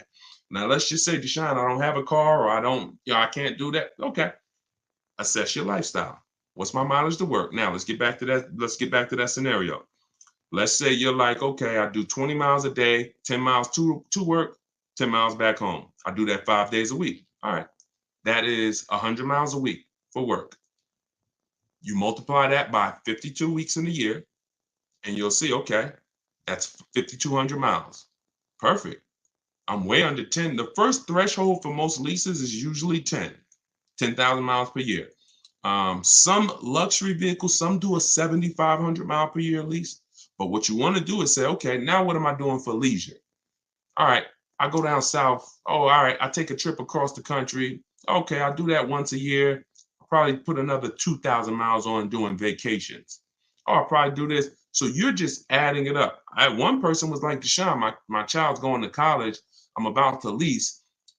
This was somebody in my group. She was like, how do I account for the mileage? Like I'm gonna be visiting them at the college. I said, okay, how many times do you think you're gonna visit them? She said, probably, every 2 months I'll go out there. All right, how far is the trip? Well, 500 miles. Okay, see, we did that math. We just added it up. And she was like, okay, good. I think I need 15,000 miles of work. There you go. So all you do is just assess what you're gonna be doing and you'll be fine. You'll be fine. Get the mileage you need. Now, when you shop for your leases, y'all always shop with 12,000 miles. If you need 15, you always get your offers with 12 because the way we judge our offers, we divide the monthly payment they give us into the MSRP, and that gives us a percentage. That's how we came up with the 1% rule. I didn't come up with the 1% rule. I created the 1.5% rule. The 1% rule was created way before I started buying cars. That meant if your lease payment with no money out of pocket was 1% of the MSRP or less, it was a steal. You didn't have to ask any questions, drive off in the car before they changed their mind. Now, if you didn't, now what I saw is people knew about a steal, but they didn't know when it was the other extreme, overpaying. So I started doing some math and I looked at, okay, once you pay above 1.5% on your lease payment, you're paying too much for a car you're giving back to them in 3 years. So my rule of thumb, you'll see it in the book, you'll hear it in my videos. 1% or under is a steal.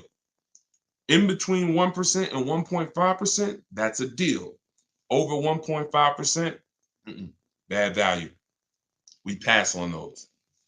We pass on those. And in order for you to get your best lease offer, you must shop multiple offers. You must get at least 5 quotes, or you're not going to get the bottom price. Okay. Let's go. Let's go to Instagram for one. We rotating. We got a couple more minutes. Welcome to the new people that just jumped on. Shout out to everybody who's sharing. Thank you to everybody who's giving gifts on TikTok. I appreciate it. Everybody who's sending stars, all of that. The people who support the broadcast, that support the mission, it's 3 ways to do it. You can purchase a book. That's our sponsor. Car Shopping for People That Hate Car Shopping, my new digital book. Second way is to share the broadcast or give gifts, whatever you want. But I appreciate everybody. All right, let's go Instagram. I don't see one over here. I see a lot of people on Instagram, but not too many questions. All right, so let's go. When getting more miles, does your monthly payment go up? Yes, it does. Absolutely. Yes, absolutely. So you're going to get your offers with 12,000 miles. And once you identify the best offer, you write that dealer. Now, if you're using my way, you're writing them because you're doing by email. If you're using your way, sales manager, you say, okay, can you please adjust the quote for me to 15,000 miles per year? And then you have them adjusted, because at that point, you've sorted through all the garbage dealers, the 80% of dealers that's going to overcharge you, and you found the 20% that are the people we want to do business with. These are awesome people. These are people that hate the 80% as much as we don't like them. Yeah, they wish they weren't in business. These are the people who will literally make buying from home easy. They'll try to beat their competition. They'll give you great price. They're honest. These are the people we are trying to find, but they're sprinkled in the 100,000 used car dealers, and they're sprinkled in the 17,000 new car dealers. So we're not going to find them just walking in the door and hoping, I hope this is a 20% dealer. No. All right, Sen, enjoy it. All right. Is gap insurance a necessity? All right, good question. So gap insurance, if you do no money down deals when you purchase cars, no money down, gap insurance is absolutely necessary. But you should be calling, you should be getting a quote. See if your insurance company can give you a quote. A lot of people didn't know that. You didn't know your insurance company may sell gap insurance. And if your insurance company doesn't sell it, there are companies that sell it, insurance company. You don't have to get it from the dealer. So here's what you want. If your car is worth, this is what I call insult to injury, because some people will tell you, oh, when you go into that office, the finance manager just don't buy anything. Now that finance manager looks at you and says, listen, you need gap insurance. If you were taught, don't buy nothing, you in trouble, because this is what ends up happening when you need a gap and you didn't have it. You leave out of there and your vehicle value is only 25,000. This is an example, but your loan is 30,000. Now you go out there and a week after that, somebody hits you, God forbid, car gets totaled. Your insurance is going to pay off 25, because that's called the actual cash value, or ACV. But that $5,000, the bill's coming to you. I call it insult to injury because you just lost your car. Now you got a bill. Gap insurance. Now, if you are purchasing your car and you are going to be keeping it long term, and you decide, I want to put money down, I want to put 5 grand, 10 grand, 20 grand down, that's fine. You don't need gap insurance. You only need gap insurance when the value of your car is worth less than your loan, because that you're exposed. If God forbid the vehicle gets totaled, or if the vehicle gets stolen and they don't find it, that bill's coming to you for the gap. All right. And Nab said you need gap insurance for at least 2. Yes. So most leases include gap insurance. One of the things when you use my script in my book, some of y'all are going to see it. We automatically, when we send them our request for a quote, it automatically says, please include gap insurance. Now, most times the person working the lease is going to say, well, gap insurance is included in every lease. But the reason why you must specify is because it's not included in every lease. And some companies will not tell you until the end. You don't want that. Mazda, every Mazda lease used to include gap insurance. 2021, I think, 2020, they just changed. They took out gap insurance. I think they changed leasing companies. So you need to make sure when you're getting your offers, we are always telling them include gap. Now, if you don't want to remember any of this, you can get the book and it'll be right there for you. But yes, remember that. All right. Or they're going to try to sell it to you later and you don't want any surprises. Yo, I thought I was paying 400. Yeah, but do you want gap? Your payment's going to go up to 419. You need it. So, All right. Let's see. I'm looking to lease a vehicle for my business. Okay, simple. Just follow the same process, get your best offer, and then when they ask you, all right, whose name is the vehicle going in? I'm going to put in my business name, and then I'm going to sign for as the personal guarantor. The shopping process is exactly the same. And in fact, if you don't have a shopping process, you will put an overpriced vehicle or a vehicle you overpaid for in your business name. That's not a good thing for the business. How do I talk down out the door price? Multiple offers. You missed what we were talking about? We've been talking about multiple offers, multiple offers, multiple offers. When you get multiple offers, you're going to see you save thousands of dollars without even trying. When you get one offer or when you look at one car that you like and try to talk them down, not realizing this same car I'm looking at, there's 50 of them within a 200 miles of me. See, you got to think like that. And I think a lot of you are. You've been seeing the broadcast. You've seen a lot of you now are really seeing there's 65 million cars a year. So there's millions of cars around. Every car you see that blue Honda. Oh, I like that. There's 100 of them in the state. So when you look at it like that, you're less emotionally involved in one vehicle. When you get emotionally involved in one vehicle, just picture like money just leaving your household. Just picture like just somebody coming into your bank account and just snatching money. You're emotionally involved in one vehicle. When you step back, you're keeping all the money in your household and you're going to have all of these people who have a car you like. Well, I'm going to look at all the options and I'm going to see which one saves me the most money. It's very empowering. Very empowering. A lot of you going to realize this is going to be your most empowered car deal. You've hated it. You're like, man, that's why the name of the book, my digital book, is Car Shopping for People That Hate Car Shopping. When you use these strategies, everything we're talking about, you are going to see this is empowered car buying. Like I never thought I'd enjoy car shopping. I never thought I'd be like empowered, but you're learning from somebody who was on the inside. So I know all the tricks. These dudes look at me and say, man, you couldn't make it in the car business, huh? You really think the car business is hard to make it in? Come on, stop it. Johnny, he was 18 years old. He just walked in off the street with a nice smile. He's sitting next to you at the desk. Come on, it's not hard to get into this business. So, but I got tired of seeing people like you get overcharged. And I said, okay, we got to do something about this. Like somebody has to teach, and you can't teach being a car salesman. No car salesman who works for a car company can teach you how to do this. Why? Because that you can't, if they're teaching you how to get your best offer, they're always going to tell you shop multiple dealers. So it's counterintuitive to them. I'm not going to tell you shop multiple dealers if I'm trying to sell you something. But what's weird is I used to do that. People will tell you, my friends who know me, they call me D. Yo, you looking for, I see you got this used Mercedes, man. I mean, no, matter of fact, I'll give you a good example. My man called me, he was like, D, man, and this dude's a firefighter, got tons of money. He was like, man, I want to buy a GL. And you know, man, I'm only gonna buy it from you. But I don't want to get a new one because I'm gonna keep it and I want to get it. I said, all right, listen, I'm gonna tell you something. I'm gonna be honest with you. It's gonna sound crazy. If I don't have the best price used car, I'm gonna tell you to go buy it from somebody else who does. Because I'm not gonna put you in a used GL and I know it's a GL out there that is 4,000, 5,000 less than mine.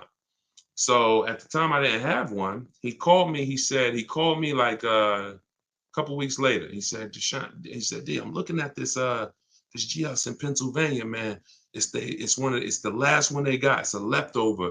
They take it. He told me the price. They were taking off like 14,000 for him off a brand new one. So because he ended up saying I wanted to get a new one. I told him, I said, I got a new one, but that's a better deal, bro. Take that deal. See, that's why my managers had a problem with me sometimes, because I'm telling people Come back and see me in 3 months. You're not ready like that. Like, no car salesman, unless they're willing to like just not care about selling a car today, they're not going to tell you to get multiple offers. But when you get multiple offers, that's how you save all the money. All the money. So you must get it. And when you do it, you'll never go back to the old way again. You can see it's too much money. You're going to see how much money I've been missing all these years. All right, y'all. We're going to jump off. This was good. You know, it's tons of questions. We could do this for hours and hours, but we've been on for an hour and 10 minutes. I appreciate y'all. I appreciate everybody who tuned in. I appreciate everybody who shared. Use this information. Don't go back to the old way of car buying, car shopping. Don't do it. It's already cost you. It's already cost you. You can't get back the money you lost dropping off your leases instead of doing your equity assessment to see if you could have sold them. You can't get that money back. You can't get back the money you overpaid on these cars. But what you can do is change what you're going to do moving forward. If you change what you're going to do moving, that's all we can control. We're not going to cry over the past. All we're going to do is change what we're doing now. So if you want everything I teach in one place, grab my new digital book in my TikTok bio, in my Instagram bio. It's called Car Shopping for People That Hate Car Shopping. If you're like Deshone, that is me. I hate it. Then you are going to love this book. It'll be in your inbox in a few minutes, and it's 75% off. So if you go to that bio, as long as the timer is not at 0, you get it for 75% off, and it's everything in there, everything you're going to need. High mileage driving, leasing, purchasing, buying used cars, buying new cars, extended warranties, tire and wheel, everything is in there. And you'll have it in one spot. So the book is normally $97, but if you go get it now, you can get it for 75% off. All right. I don't see the book on YouTube. Here you go, Reem. Let me know if you see this. Let me know if you see this link. That comment that I just posted. Let me know if you can click that link, or you go to deshonesbook.com. I didn't have the banner up. And some of you may be watching like you might be watching on a TV. If you're watching on YouTube, you could just scan that QR code with your mobile phone and it'll take you to it. All right, so get your 75% off, and I will see y'all on the next live. We'll keep this going. Just make sure that you are telling everybody you know. You're going to run into somebody that's shopping for a car. You can't go outside of your house without tripping over somebody who's shopping for a car. Make sure you tell them, are you following Deshone? If not, they could be in trouble. And really, when you learn and you start doing this, you're going to tell them you are in trouble. Because if they're shopping that old way, they're in trouble. First one's from Facebook. We're taking questions from every platform, but this is Facebook. I have a 2018 MDX, 60,000 miles on it. Live in a small town. There are 2 recalls going on for the transmission and fuel pump. I can get one crankshaft done this week and looking to sell the car. Feels like it's a lemon and have other cars. Well, I mean, a recall is not necessarily doesn't necessarily make it a bad car. So if you're experiencing issues, then that's different. But you know, a recall, a lemon is when the same thing keeps going wrong, when it goes wrong 3 times. So I mean, don't always take a recall as it means it's a bad car. I mean, these cars are built, computers, things go wrong. Key is recall comes in, they fix them, and I mean, tons of cars have had recalls. Doesn't mean it's a reason to get rid of the car. 60,000 miles on an MDX, you know, that's not a reason to get rid of the car. Now, if you secretly want to get rid of the car, that's a different story. All right, this is TikTok. Best way to buy an E-Class right now, new or used. You got to figure out whether you're leasing or purchasing. If you're leasing, you know, you got to go deeper. And what I always say, we always teach, if you've been on a broadcast with us before, if this is your first time on a live with us, type 1. If this is your first time on a live with us, type 1. I want to see how many. All right, we got a lot of people typing 1. Okay, so something that we talk about that you'll learn is if you're not keeping your cars 8 years, you should be leasing. It's not even a question. And I'll prove that to you over the show. Some people who've been on here, who've been learning from me and learning about the math, have known that. But and I don't care what you were taught. If you stay around long enough, you'll find out that what you were taught has cost you a lot of money. And so that's the first question: is when you say best way to buy an E-Class, you need to determine how long you're keeping it, because you need to see if you're going to outlive the depreciation. And that's for long-term people, 8, 10, 12 years. So if you're keeping it 8+ years, then you should be buying. If you're not keeping it 8 years, then you should be shopping for a great aggressive lease on an E-Class, getting multiple offers. We get at least 5. We will never buy a car. If someone learns from me and you use my stuff, we will never buy a car without getting 5 offers, because they're going to be $3,000 to $5,000 different between the offers minimum. This one's Instagram. I was told put a $500 deposit for a BMW I built. Do you agree? Well, there's 2 things there. And I always say, y'all, as y'all tap in, someone's going to ask the same question you have. No matter what you think your situation is, there are lots of other people in the exact same situation. So you're going to most likely hear someone ask the same exact question that you wanted to ask. So $500, a deposit on a vehicle is very normal. Could y'all keep tapping the screen on TikTok, keep running the likes up? I appreciate y'all. But what you need to know when you're ordering a car is you need to make sure that you have negotiated your price up front. You need to make sure that you've gotten the best offer up front. And we always add to every order that any rebates that may apply when the vehicle comes in come to us as the customer.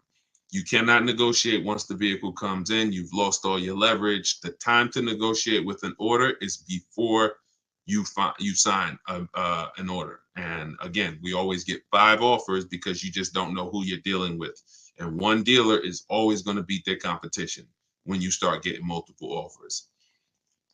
Okay, can you trade into a lease? Great question. Yes, many of you will find out. This one's from YouTube. So just keep typing your questions, y'all, and we'll get to as many as we can in the hour. Can you trade into a lease? So yes, many of you who found out, Deshone, I should have been leasing a long time ago. I'm not keeping my cars 8 years. And I'm in a finance now, or I have a car that I own. Many of you, your strategy is going to be to trade into a lease. For sure. You're going to sell. And listen, I want you to eliminate that word. We don't use the word trade. Now, if you have negative equity, in the last broadcast, one of the things I talk about is negative equity. If you can't pay the difference and sell to the highest bidder, you now have to do that deal with the dealer that you are going to buy your car from, who wins the bid. But everything we teach is a bid. So that's the only situation really where we are giving our old car and bringing it into the new transaction. That's why negative equity limits you. So if you have negative equity, I call it the devil to your car deals. You need to know the cause, which is usually you don't understand leasing and you buy your cars and trade them in. And then you need to, like I said, there's 2 ways to get out of it. There's 2 ways. You could either get the offers we teach in our equity assessment process. We get offers from CarMax, Driveway, Carvana, Kelly's Blue Book Instant Cash Offer. These replays do go up on YouTube and Facebook as well. So anything that you miss, hop onto the replay, watch it, and go to that section. Subscribe to the YouTube channel, because what we're going to do in the next coming weeks is we're going to start timestamping the questions.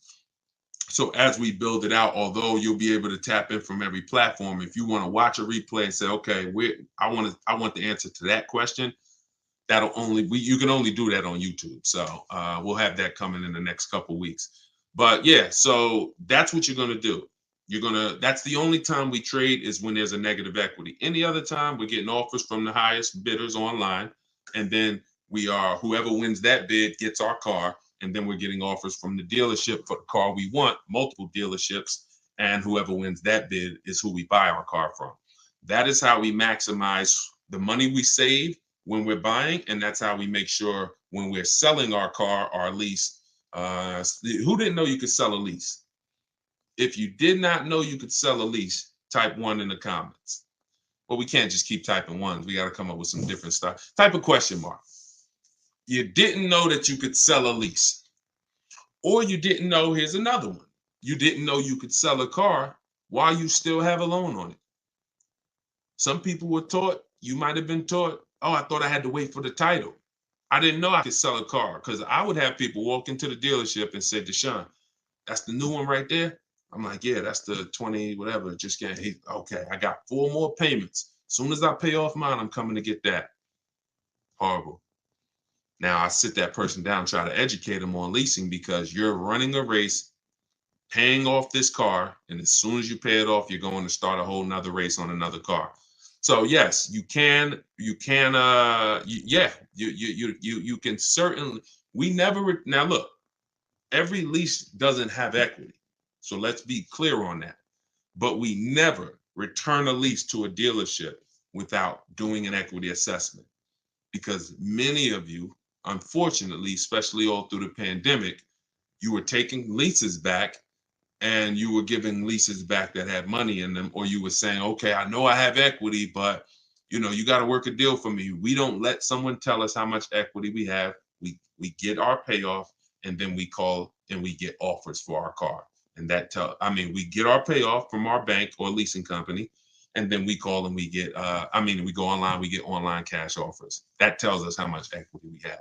We don't let a dealer tell us how much equity we have at all. All right. This one's TikTok. Nissan said I can't sell my lease to anyone other than them. No, you can. Okay. See how wording, here's what's important about wording. Your third party restriction means you can sell to any Nissan dealer. So what we do after we get our online offers, we call and we get bids from Nissan dealer used car managers. It doesn't mean, you go in and you talk to one dealer, or the dealer you bought your car from. Oh, they said I can't sell to anybody but you. First of all, every Nissan dealer is independently owned and operated. So what I want you to know, if you've ever thought that, some people didn't know, you're not going to, these dealers are all owned. See, when you think all of these Nissan dealers are one, that's why you don't make them compete. See, you've been taught, or you've been schooled to think, yo, these are all one dealer. Every Nissan dealer I drive by, that's Nissan. That's why some people say, I won't do business with Nissan. Had a bad experience with that dealer. They're all different. They're all independently owned and operated. And that's why when you start using what I'm teaching you, which is making people compete, you're going to see how different they are. Oh, this one's trying to beat this one. These 3 right here are all high. Matter of fact, all 5 of y'all are high, but this one over here that was 45 minutes away, he beat the price on all of y'all. That's what you got to understand. These dealers are independently owned and operated, but they've trained you to make you think they're not, so that you just keep coming to the one that's closest to you. But yes, we make those dealers, when we have we've had tons of people sell vehicles with third party restrictions. You get bids from used car managers, because your Nissan might be worth 15 to this Nissan dealership. To this Nissan dealership, it's worth 16. To this one, it's worth 16.5. To this one, it's worth 17. And if you just go into one dealer and give them that car, you're leaving thousands of dollars on the table.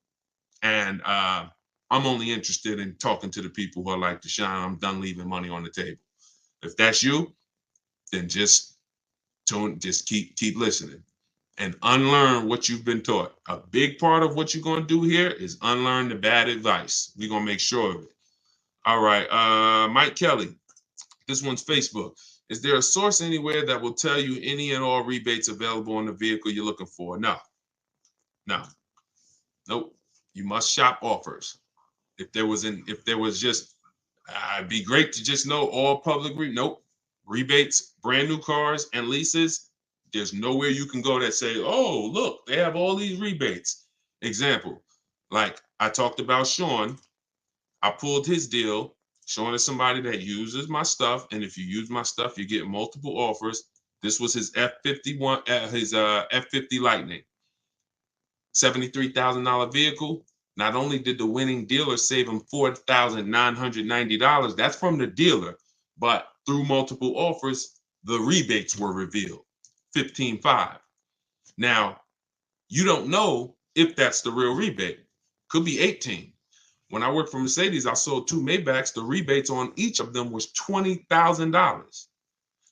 So some people, I remember when a young lady named Shonda, she lives in California. She got a Volkswagen, she got a Volvo last year. She had to go to Southern California because they were blowing everybody away as far as the prices. She said, Deshaun, I'm taking a plane, $73 plane ticket, because the dealer in Southern California is saving me $3,000 above my best offer up here. And I said, well, sounds like a great plane trip. You're going to have a nice ride home. But what we saw was some deal, and this is regular. Some dealers will say, hey, we got $1,000 rebate. I included it. Some dealers, oh, it's a $2,000 rebate. I included it. You don't know what it is until you get 5 offers and then you see the best one. So there's no website that'll tell you what all the rebates are. Be nice. Thank you to everybody who gives gifts to and supports the broadcast, stars and all of that. And of course, thank you to everyone who's bought my new digital book, Car Shopping for People That Hate Car Shopping. Everything I'm teaching, everything on my videos all over social media is in there step by step so that you can have it all in one spot and you can use this for the rest of your life. It's a digital book, so I always update it when things change. And for our launch, you can get it for 75% off. It's normally $97, but in my TikTok bio for 30 minutes while you're on the show, you can get it for 75% off, or in my Instagram bio. All right, let's go to Instagram. Oh, let me post it for you guys here on Facebook and YouTube as well. Anybody who's watching on the TV, you can scan that QR code, or you can go to deshonsbook.com. Don't want to forget about you guys. Good to see you, Mike Kelly. All right, let's go. See, now look at this. This is the language that we got to get out of. Somebody said, Lexus just quoted me $1,065 for a lease, $58,000 car. Now, I don't know if this person just jumped on, but about 5 minutes ago, I was talking about Nissan. See how we talk about one dealer like it's the company? And see, that eliminates our ability to tap into multiple offers. Lexus didn't quote you anything. Lexus is the big company, Lexus USA, that makes cars and has a bank and has multiple franchise dealers. That's Lexus. You went to Lexus of Rockland County and they quoted you that.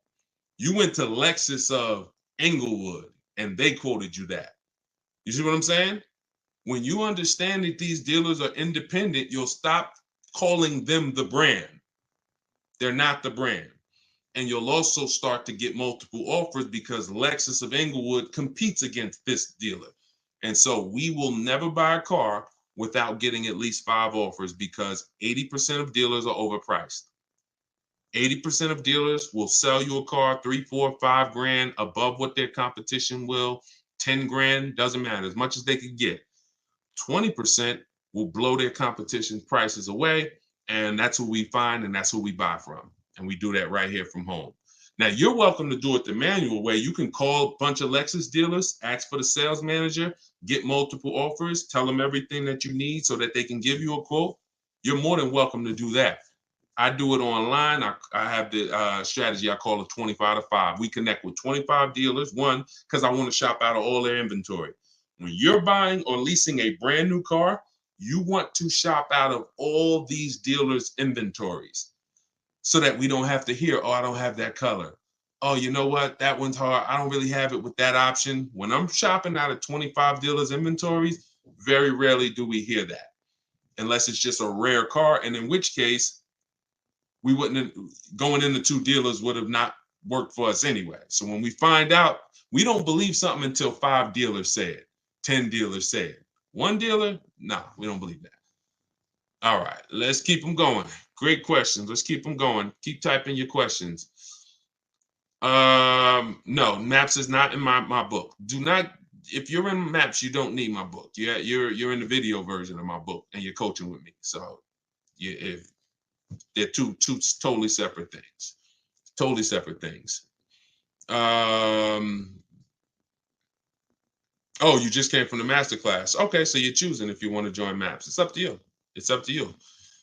Or you can get the book. It's up to you. I provide the information. I don't hold back information. It just depends on what experience you want. You can come on here and let's ask questions, and I'm gonna give you the strategy. You can try to remember them. You can watch all my videos. You can get the book if you want it all in one spot. It's totally up to you. As long as you get the information and shop right, that's all I care about. Is it better to lease or own a car? Monica, this is a great question. And I told you guys, someone's going to ask the same question as you. This is the first. Okay, so I'm going to give you the formula that will save you the money that you need to save and will forever answer the question of should I lease or buy this next car? It's very simple. This question has nothing to do with how much you drive. It has everything to do with how long you're going to keep the car. Because the expense that you need to concern yourself with when it comes to leasing versus buying is the unseen expense, depreciation. When you are buying a car, if you are keeping it 7+ years, like once you get to about 7 years, your depreciation has really cooled off and leveled out. What does that mean? You're not losing a lot of value in your car every year. When you buy your car, the first year, the second year, the third year, the fourth year, the fifth year, you're losing high percentages of the value. Whether you drive it or not, doesn't matter. You could have it parked outside. It's just going down, going down, going down. This is why you got to be clear on the fact. Here's what you got to understand. I pay for my mileage. I pay for my usage, whether I buy or lease. Because how many people have either said this or you've heard somebody say it? Oh, I want to drive as much as I want, so that's why I don't lease. Who's heard that? Or said that. Honestly, I like to drive as much as I want to, so that's why I don't lease. Let's see. Okay, lots of you. So you pay for that mileage whether you buy or lease. When you start realizing that, now your mission is going to be, if I pay for it whether I buy or lease, which one do I pay less for?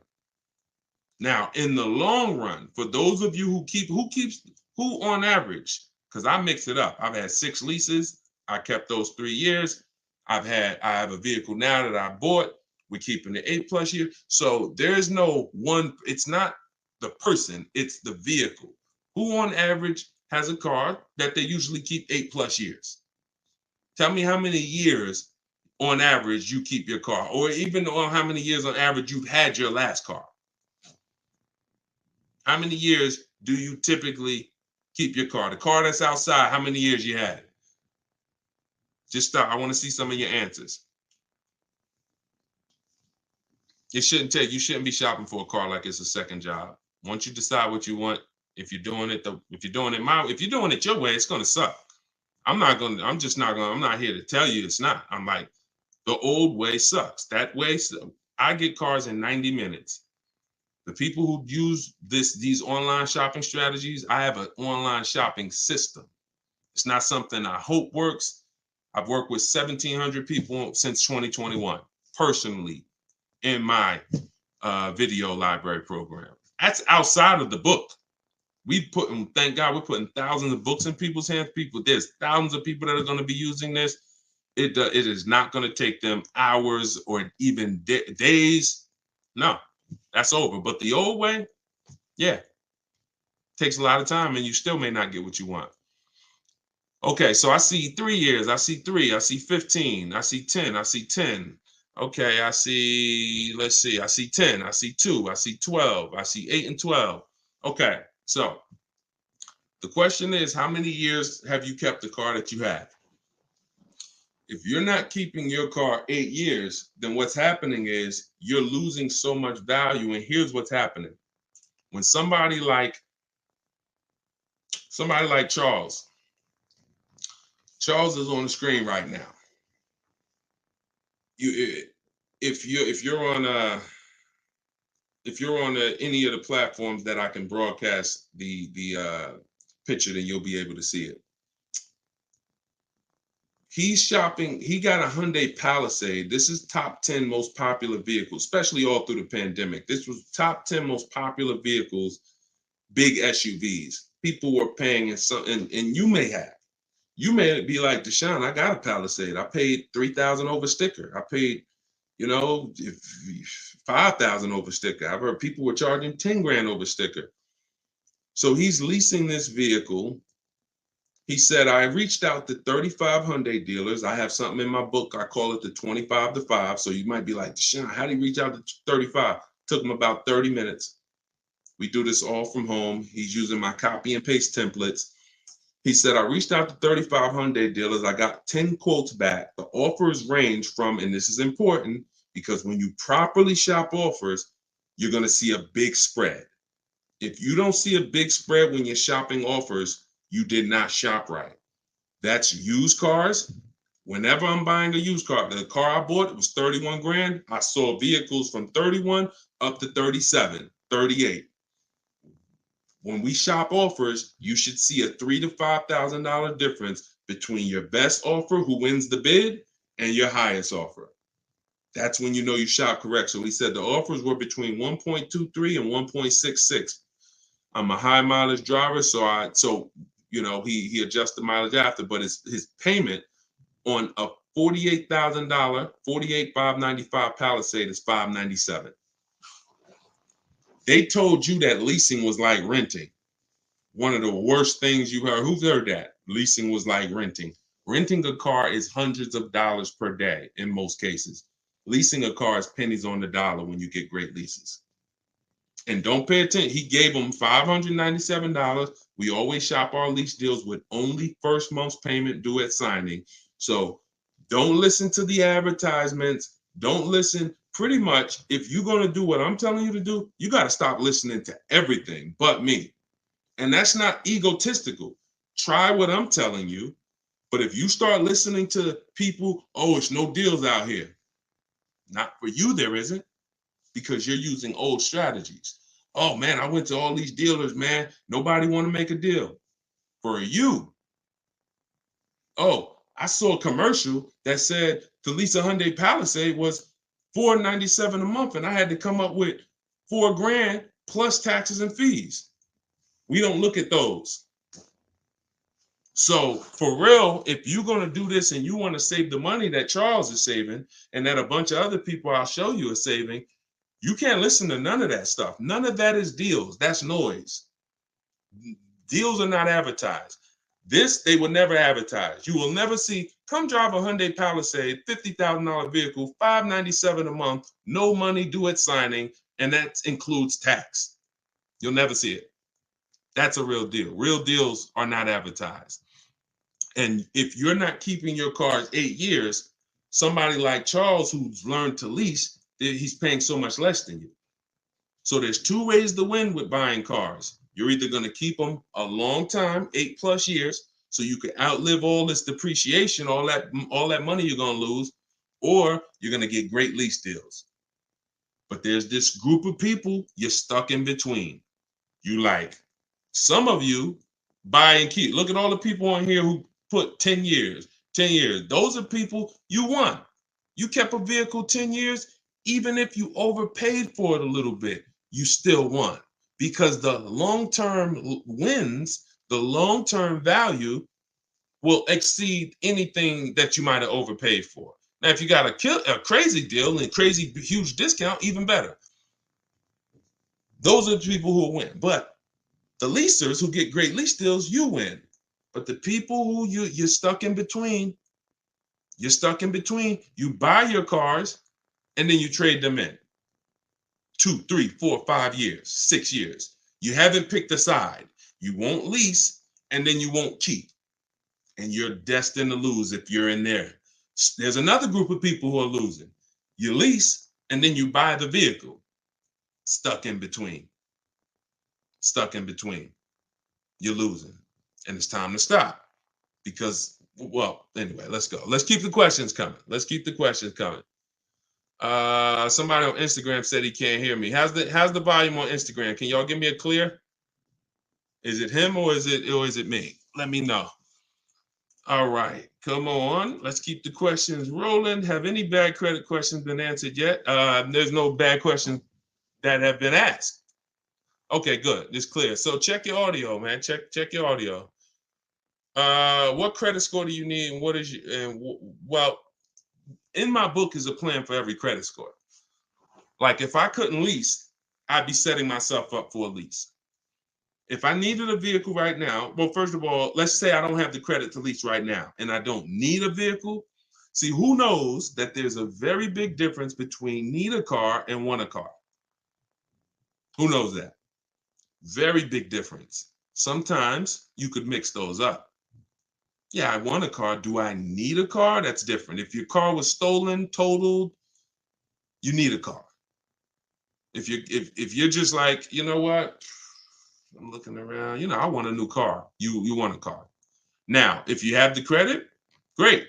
But if you know that based on what you're going to learn or what you've learned so far, I've got tons of broadcasts. We've talked about leasing. We're never going to stop talking about people who don't keep their cars 8 years. You're breaking the 8-year rule and you should be leasing. If I could qualify for a lease and I needed a car, I'm getting an inexpensive car that I can use to build credit. That's my only it's only two purposes for that car. If I know I should be leasing, Deshone, I want to drive these brand new cars. I want to pay these pennies on the dollar. I want these low payments and everything, but my credit's not there and I need a car. Then I'm getting me the least expensive car I could get a loan on. It's going to be for two purposes: to get me where I need to go and to build credit so I can lease in 2 years. Now, if you go out and you get a $20,000 or $30,000 car and pay 20% interest rate on it, you won't be leasing in 2 years because that car is going to have so much negative equity. When in 2 years, when you go to try to switch it and sell it, you're going to see I owe too much, and now that's going to blow out my lease deal. I would have got a great lease deal, but I still owe daggone $23,000 on that Scat Pack that was 9 years old with 90,000 miles. It's your choice. You could set yourself up or you could set yourself back. All right. Let's go. We're paying $20,000 down on a new car for $55K. Be advisable. Nikki, great question. Nikki asks, I always say, y'all, if you stay on long enough, somebody else is going to ask the same question you have because many of you are in the same situation. There's no one on here. I don't care what you think, your situation is not unique. It's not unique. Millions of people a year buy cars. And many of you are in the exact same situation. So you're going to hear your question. Now, she said, would paying 20 grand as a down payment on a brand new car for $55K be advisable? If you plan to keep the car 8+ years, then sure. There's nothing wrong. See, I want you to look at down payment money when you're buying, like paying cash. People weigh it the same. What's the rate? What am I doing with my money? So let's say the interest rate, before we buy any car, we always check to see is there any special interest rates. 0%, 0.99%, 1.99, especially in the days where interest rates are high. We check this. We check this anyway, but it doesn't matter. Interest rates could be super low. We're still going to check this. So some people will say, if the money is very cheap, then I'm not going to put much money down if my money is working for me. So let's just say you got 20 grand under the mattress or in a safe, then that money's not working for you. It's just cash. So you may not care about throwing it at the car. Someone who has money in the stock market and mutual funds and real estate and investments that are earning them, 8-10% or more, they're going to put less down and they're going to use the bank's money if it's cheap. Now, if the bank's money is expensive, 6%, 7%, 8%, then whether, in those cases, it makes sense to not use any leverage because the money's expensive. So if I was buying and money is expensive, then I'm going to put as much money as I can down. I'm going to look to pay off the car, but only if you're keeping it 8 years. If you're not keeping this car at least 8 years, then you're about to lose a ton of that money. 20 grand, you're about to lose a ton of that. A ton. because you should be leasing. You should be shopping for leases, not for purchases. We must, if your goal is not to be one of the people on here, when I ask how long have you had your car and they put 9, 10, 12 years, if your goal is not to get to that level, because at that level, you've outlived depreciation. Your car has lost tons of value the first 3, 4, 5, 6 years, tons of value. But it gets to a point where it's cooled off. It gets to a point where you're not losing that much money anymore. And that's where most people go and trade a car and do it all over again. They said, look, I went through the worst depreciation for 6 years, but let's go and do this again now. Start all over. Where you're supposed to be at that point, like, now this is where I keep it. Car's paid off, depreciation's cooled off. I'm going to keep this thing, and I'm going to now get all of this money that I put into this car back out of it. I'm not going to go swap this and do this thing all over again. If you are that per Deshone, I'm not keeping a car that long, then you should be shopping for leases. Deshone, I don't have the credit, then you should be getting a car that sets you up for a lease in 2 years. Very simple. Boundaries. Key Rock, good to see you. Good to see you. I see a lot of people. If this is your first time on the broadcast with us, can you type a 1? I always like to shout out the new people. And shout out to the sharers. Shout out to everybody who tagged somebody, who invited somebody to the broadcast. On Instagram, if you hit the share button, you could actually run down the list and just share with like several of your friends. And look, I'm just telling you, as we get this information out, you don't want to see your friend's car deal in a year. And you like, when did you get that car? And you like, you don't follow Deshone? And no, I never heard of him. Because most people have no idea who the heck I am. And you like, man, I've been following him for like a year. No, didn't I tell you I was shopping for a car? Why you ain't telling me about him? Now you might lose a friend. You might lose a friend. I'm just saying. All right. To everybody that just jumped on, everything that I'm teaching, if you've seen any of my social media videos, it all comes out of my brand new book, Car Shopping for People That Hate Car Shopping. It's a digital book. And I kept it digital because I have links in there. I got links to videos. I got links to my scripts. And I update it when things change in the market. If I had 100,000 books in your houses, now something changes, a website changes. That now here's what you'll be hearing. Hey guys, yeah, I know you bought my book last year, but you know, a couple of the websites changed, so I just released volume 2, the updated version. Go get that now. Right in my that's the only thing you could do. I wouldn't be wrong. It's just that's all you could do if you have a print book. With a digital book, update, you open it a year from now. Any websites that are not relevant anymore, like Vroom. Vroom went out of business a couple months ago. They weren't part of our bidding strategy. You open it up, you don't see Vroom because I updated the file. So you can get it for 75% off as part of our launch. In my TikTok bio, it's normally $97. In my Instagram bio, or you can go to deshonesbook.com if you're on Facebook or YouTube. I'll put the link for y'all. And let's keep the questions coming. Let's go. But get your book. Once 30 minutes expires, it's $97, which is still great money. So it doesn't matter. You're still going to win. But 24 is better than 97. All right. Let's see. This one's from Facebook. We're taking questions from all platforms, so keep typing them. I typically lease, but I want to buy a used car 3 years or older. Plan to keep it for a minimum of 3 to 5 years. Can't make this stuff up.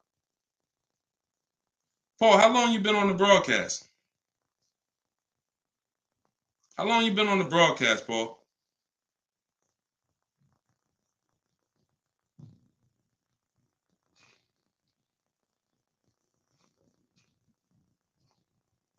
So if you've been on the broadcast for 10 minutes, how didn't you just hear me talk about if you're not keeping your car 8 years, you shouldn't be purchasing?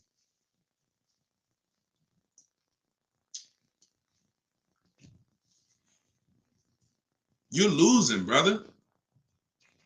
You're losing. I'm making this as clear as it can possibly be. You need to be locked in. I didn't say if it's not used. Don't, please listen. Take what I say exactly the way I say it. Exactly the way I say it. Don't add to it.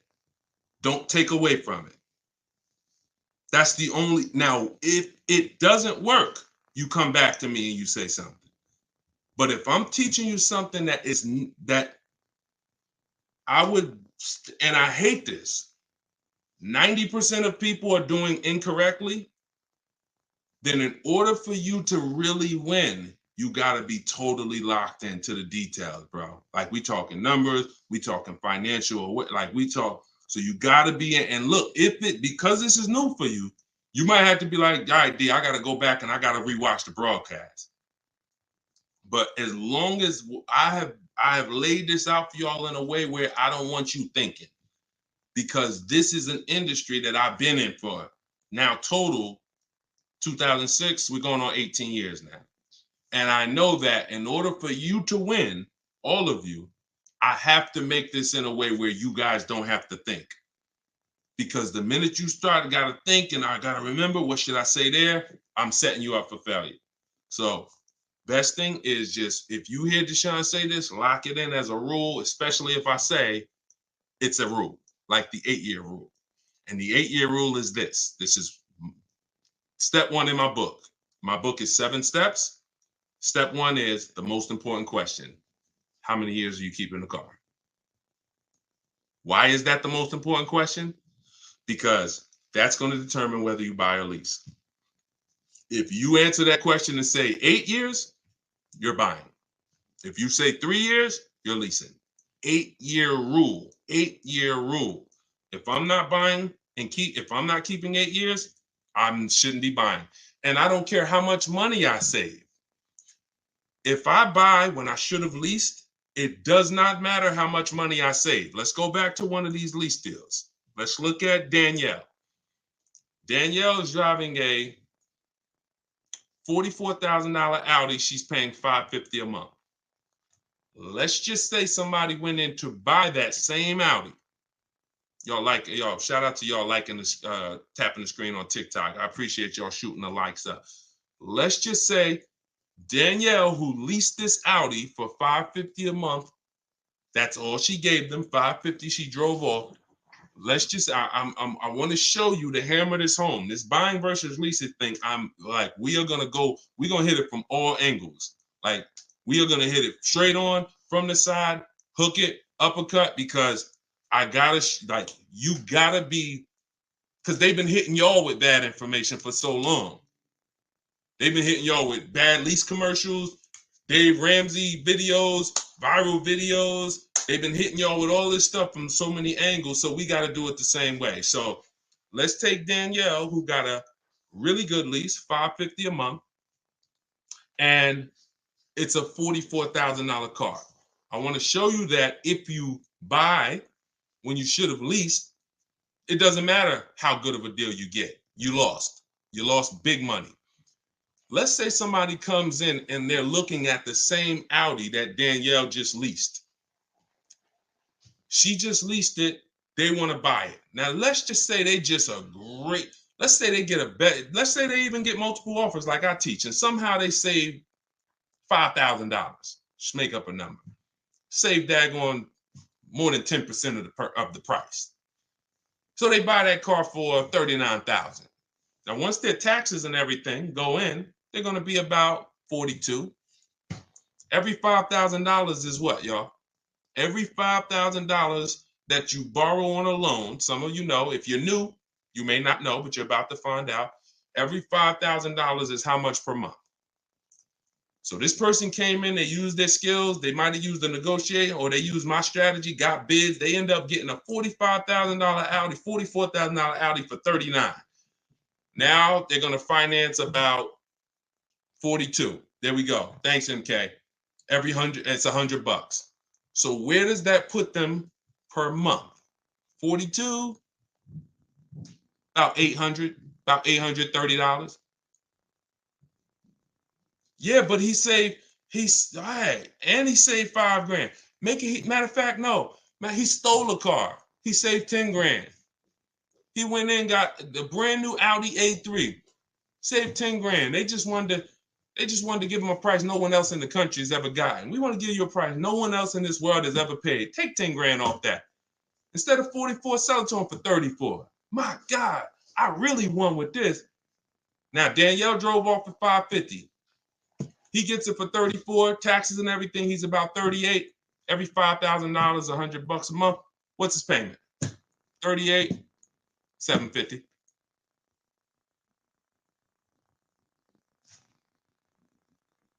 On a deal no one else will ever get in this world. Still paying $200 more per month than Danielle. Y'all see what we're talking about? Is that clear? That's why the first question, how many years are you going to keep the car, which is the leasing versus buying question, the 8-year rule question, is where your deal foundation. Let's say somebody says, you know what, Deshone, I'm not buying new. I'm going to buy a pre-owned one. Okay, you're going to buy a pre-owned Audi? You're not keeping it though. Nah, I ain't going to keep it. I'll keep it about 5 years. Okay. And you're not going to lease it. Nah, I don't believe in leasing. Okay. Danielle drives off in her brand new Audi 550. This person comes, let's say a brand new 44. What's a good price on a 3-year-old one? I want to ask y'all, because I'm not going to leave nothing to chance. I want to show you that no matter how you slice it from logic, it's no way to win when you should have leased, but you bought. So let's say brand new one's 44. How much is a used one? Good deal on a used one. Brand new car, 44,000. 3-year-old one. What's a good price on a 3-year-old one? Let's be conservative. What we think? What we think? Y'all take some time, think about it, because it's something you got to. 3-year-old Audi, brand new was 44. What should a pre-owned one be? Can we say, okay, I was going to say 28, Mike. Mike said 30. The Don said 30. That's fair. 27. So let's call it anywhere in there, right? Let's go with the lowest one. Pre-owned one shouldn't be 40. Stick around. If the car is brand new 40, then at 44, then the pre-owned one shouldn't be 40 for 3 years old. Stay here, okay? Stay here. We're gonna make sure that you save money, but let's just go deep. Let's just say the lowest number somebody called out on this broadcast is what the person gets it for, $27,000. $27,000 tax, put them about 30. Every $5,000, how much a month? $100. What's their payment? $600. Is it clicking? If it's clicking, we just compared a good lease deal that Danielle got, what's coming out of her house, what she's driving. Danielle pulls up to next to two people. Let's just say they all at the traffic light. 3 Audi A3s at a traffic light. Danielle in the middle. This woman over here, she bought hers, got a great deal on it. And this used one over here. Danielle's paying $550 for a brand new one. Person to her right bought it, paying, what was it? What was the person who bought the new one paying a month? Was it 8? It was 8, right? And the person to our left who's driving the used one, 3 years old, 1 year left on the warranty, is paying 6. This is why I fight for you to understand. This is how you got to understand. So when you think about it, and some of you might be saying to yourself, Dad, Deshone, I haven't kept my cars 8 years. That's me. So what are you going to do now? I wish that I could meet you where you're at and be like, hey, you're doing so good with these cars. You're just saving all the money you should be saving. You know, you're just killing it. But let me show you how to do a little better. I wish that was like, that'd be easier to deliver. That's not me. That's not what I'm here for. I'm here I got to deliver the bad news first. I'm from an industry that taught you how to do things wrong. And then you got influencers who talk about cars, who know nothing about financial strategies with cars. They done gave you strategies that have failed you. So I got to come in and tell you, yo, that was all wrong. Now it hurts because you're like, Dag, I lost money. But I'm the only one that's going to give you something that say, all right, you lost the money, but you still got a couple more cars left. We still got your family, you still got your friends. We could win from now on. So that is the rule. If you are not keeping your cars 8 years, doesn't matter you buy, doesn't matter new cars, used cars. When you say, I want a new car, if you ain't keeping it 8 years, you should be shopping for great lease deals all day long. You're going to keep tons of money in your pocket. You're going to drive the best cars. Now, if you're like the opposite, Deshone, I'm keeping my cars 8, 10 years, then you shouldn't even be thinking about leasing. Now, that doesn't mean that's your family, because your child might be, or your spouse might be, you know, man, I don't want to keep this one 8 years. Okay, then your spouse should be getting a lease and you should be getting a purchase. Every car could be different. All right. Everybody getting value out of this? If you're getting value, type $signs. If you're getting value, I know, look, I don't mind. I'm from an industry of confrontation, so I don't mind coming in and having the latest down. But here's what I do know. A year from now, 5 years from now, you're going to be like, man, I'm glad I learned how to do this thing right. Outside of the bidding, outside of the getting, how we shop, that's one thing. We get bids. You're going to love that. You're not going to be doing this negotiations anymore. If you're not a good negotiator, type not good. If you're not a good negotiator, type not good. I'm going to show you how bids is going to save you all the money. Danielle didn't, she's not negotiating. She didn't negotiate for this $550 a month. She sat at home, she got bids. Sat at home, did all her deals, made people bid for her business. Did all her counter offers that I told her how to do online, email. They ain't got to talk to nobody. That's how you win. When you're typing Deshone not good, you win by making people bid. All right? That's how you do. But outside of how we get deals, the leasing versus buying, that's the foundation of the deal. And if your deal's on the wrong foundation, you can't get a good deal. So the first thing you always got to do, put your deal on the right foundation. I should be leasing based on how long I'm going to keep the car. I should be buying based on how long I'm going to keep my car. All right. Is it true that you're not responsible for major repairs when leasing? That's correct. Now, you can't bring the vehicle back damaged, but if you have an accident, you run it through insurance, it doesn't affect you. You have no penalties. You could have 10 accidents when you're leasing, as long as you run them through insurance. Now, if you had 10 accidents on a purchase, what is that doing to your value? You owned your car, you got 10 accidents. If you lease, you don't have to worry about it. Let me put my banner back up for those of you who just jumped on, or those of you who like Deshone. I need that book. What's the name of it? My new digital book is called Car Shopping for People That Hate Car Shopping. It is not just leasing versus buying like I just broke down, but also how we shop and make dealers bid for our business, how we make banks bid and credit unions bid, and how we make buyers bid. We don't trade cars. So everything is in there, and you can get it for 75% off. It's normally $97. It'll be in your inbox in literally 10 minutes or less, really like 3-4 minutes. You can get it in my TikTok bio, but it's only 75% off for 30 minutes. Once it goes to zero, it goes back to $97, which is still a great price. Or you can get it in my Instagram bio, click that website, and grab your copy for 75% off. But yeah, when leasing, here's the key. When leasing,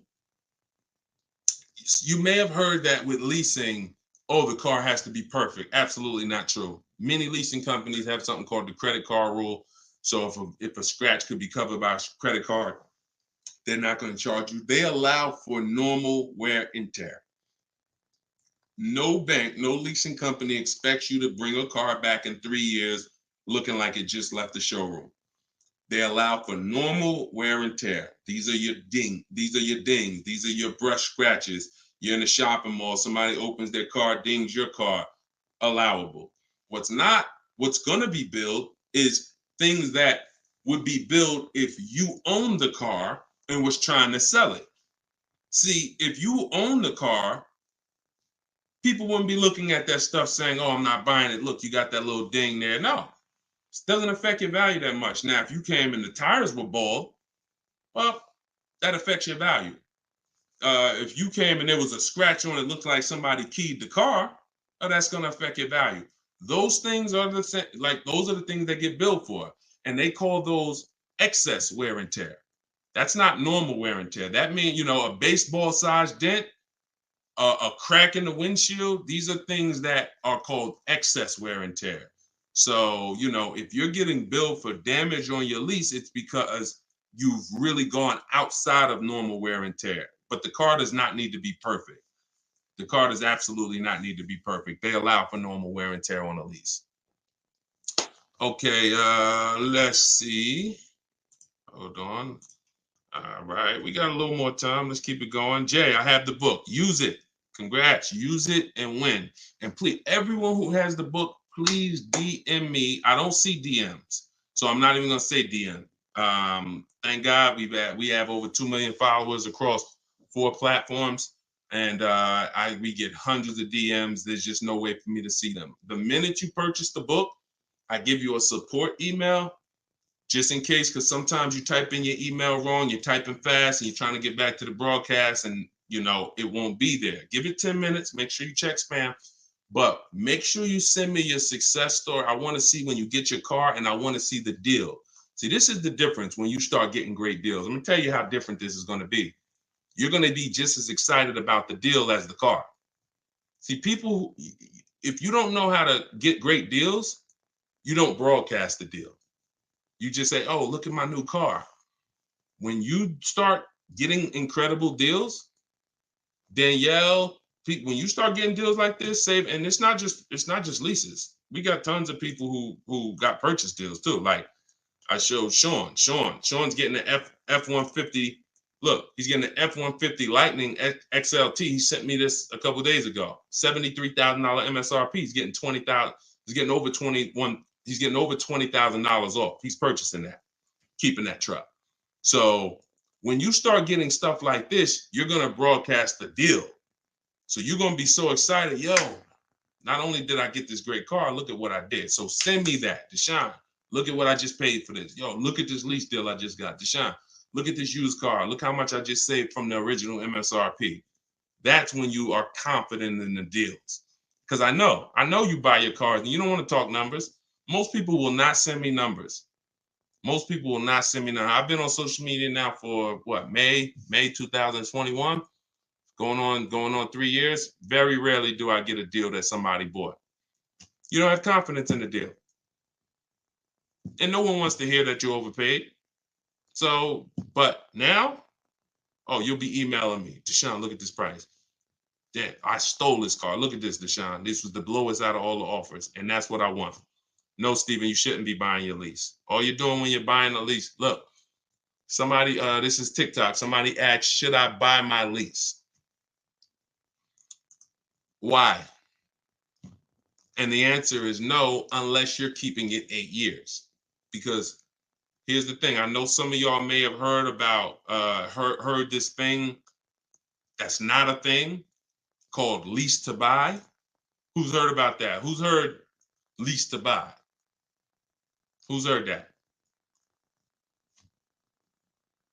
Lease to buy. Who's heard that? Okay. Steven said, I never heard of it. Okay.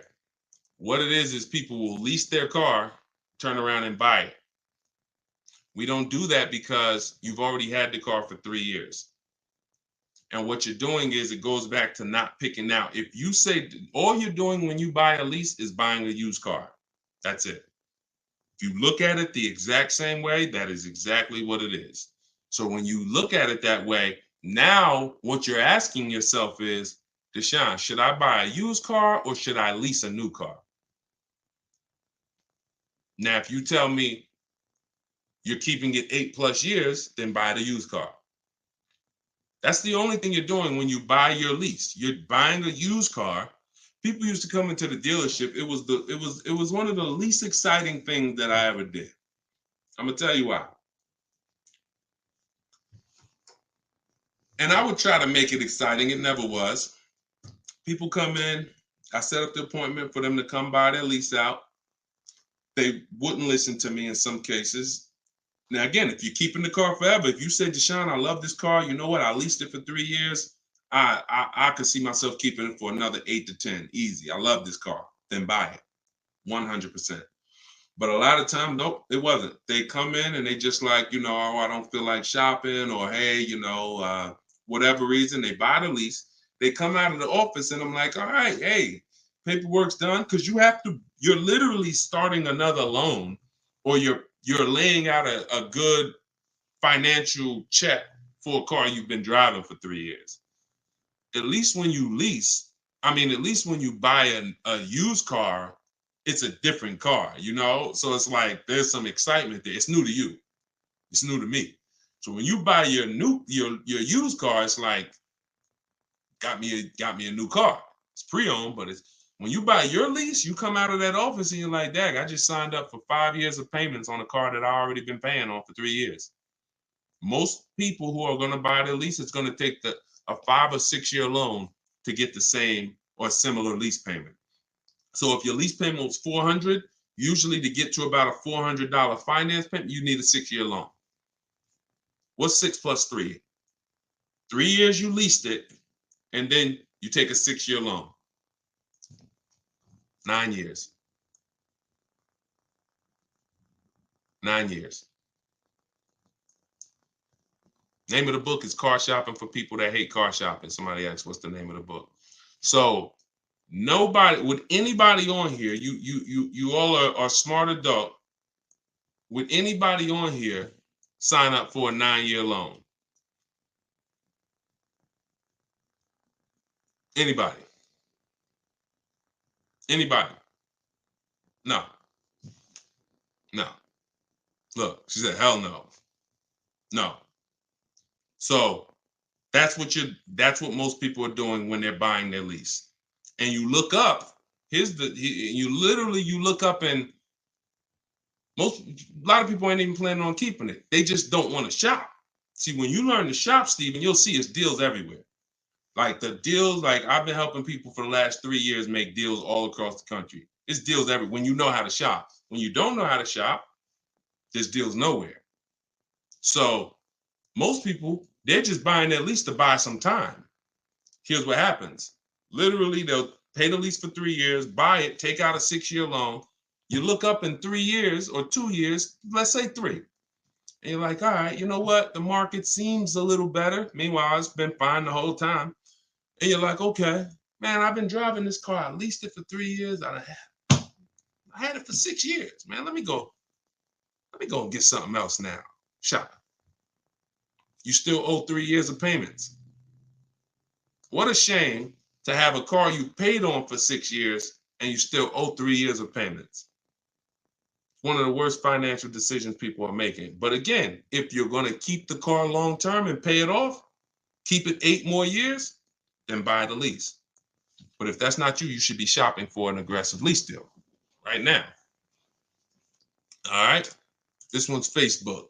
Sandy said, Brother Deshone, help a brother out. So I'm looking for a Benz GLS 2018 to 20. I'm having trouble with the sheet. I can't figure out the discount because I can't obtain original sale price.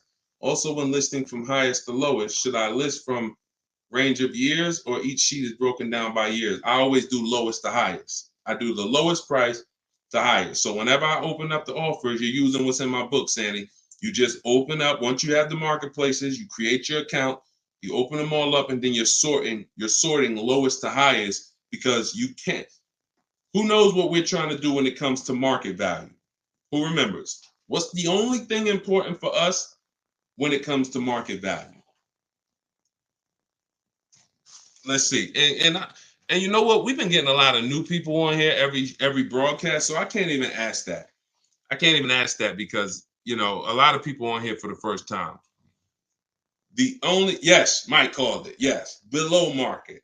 So that's the only thing. So how do you get a below market used car? You gotta know what the market is. So when you open up those tabs, Sandy, you're going from lowest to highest because you need to see what the low side of the market is. Doesn't matter the year. I won't sort for the year. I will sort for the lowest value in the market, because if you've done the perfect budget calculator, which is in step 3, that's going to tell you, it's going to give you those goals of how much you can spend on a car with taxes and everything. And so when you have those goals, now what you're looking for is, I'll go lowest to highest, But if I see a 19 or something that I like, then I'll go with that because I know it's within my budget. So I just need to know what the lowest price in the market is. Now you could also do it by year. You want to do all the 18s, you could do that. You want to do all the 19s, you can do that. If you have, because what I would do is I look for the newest year first. So if I was looking 18 to 20, I'm trying to see is there a 20 in my budget? And then if I don't see it, all right, now let me add 19s. Is there a 19 in my budget?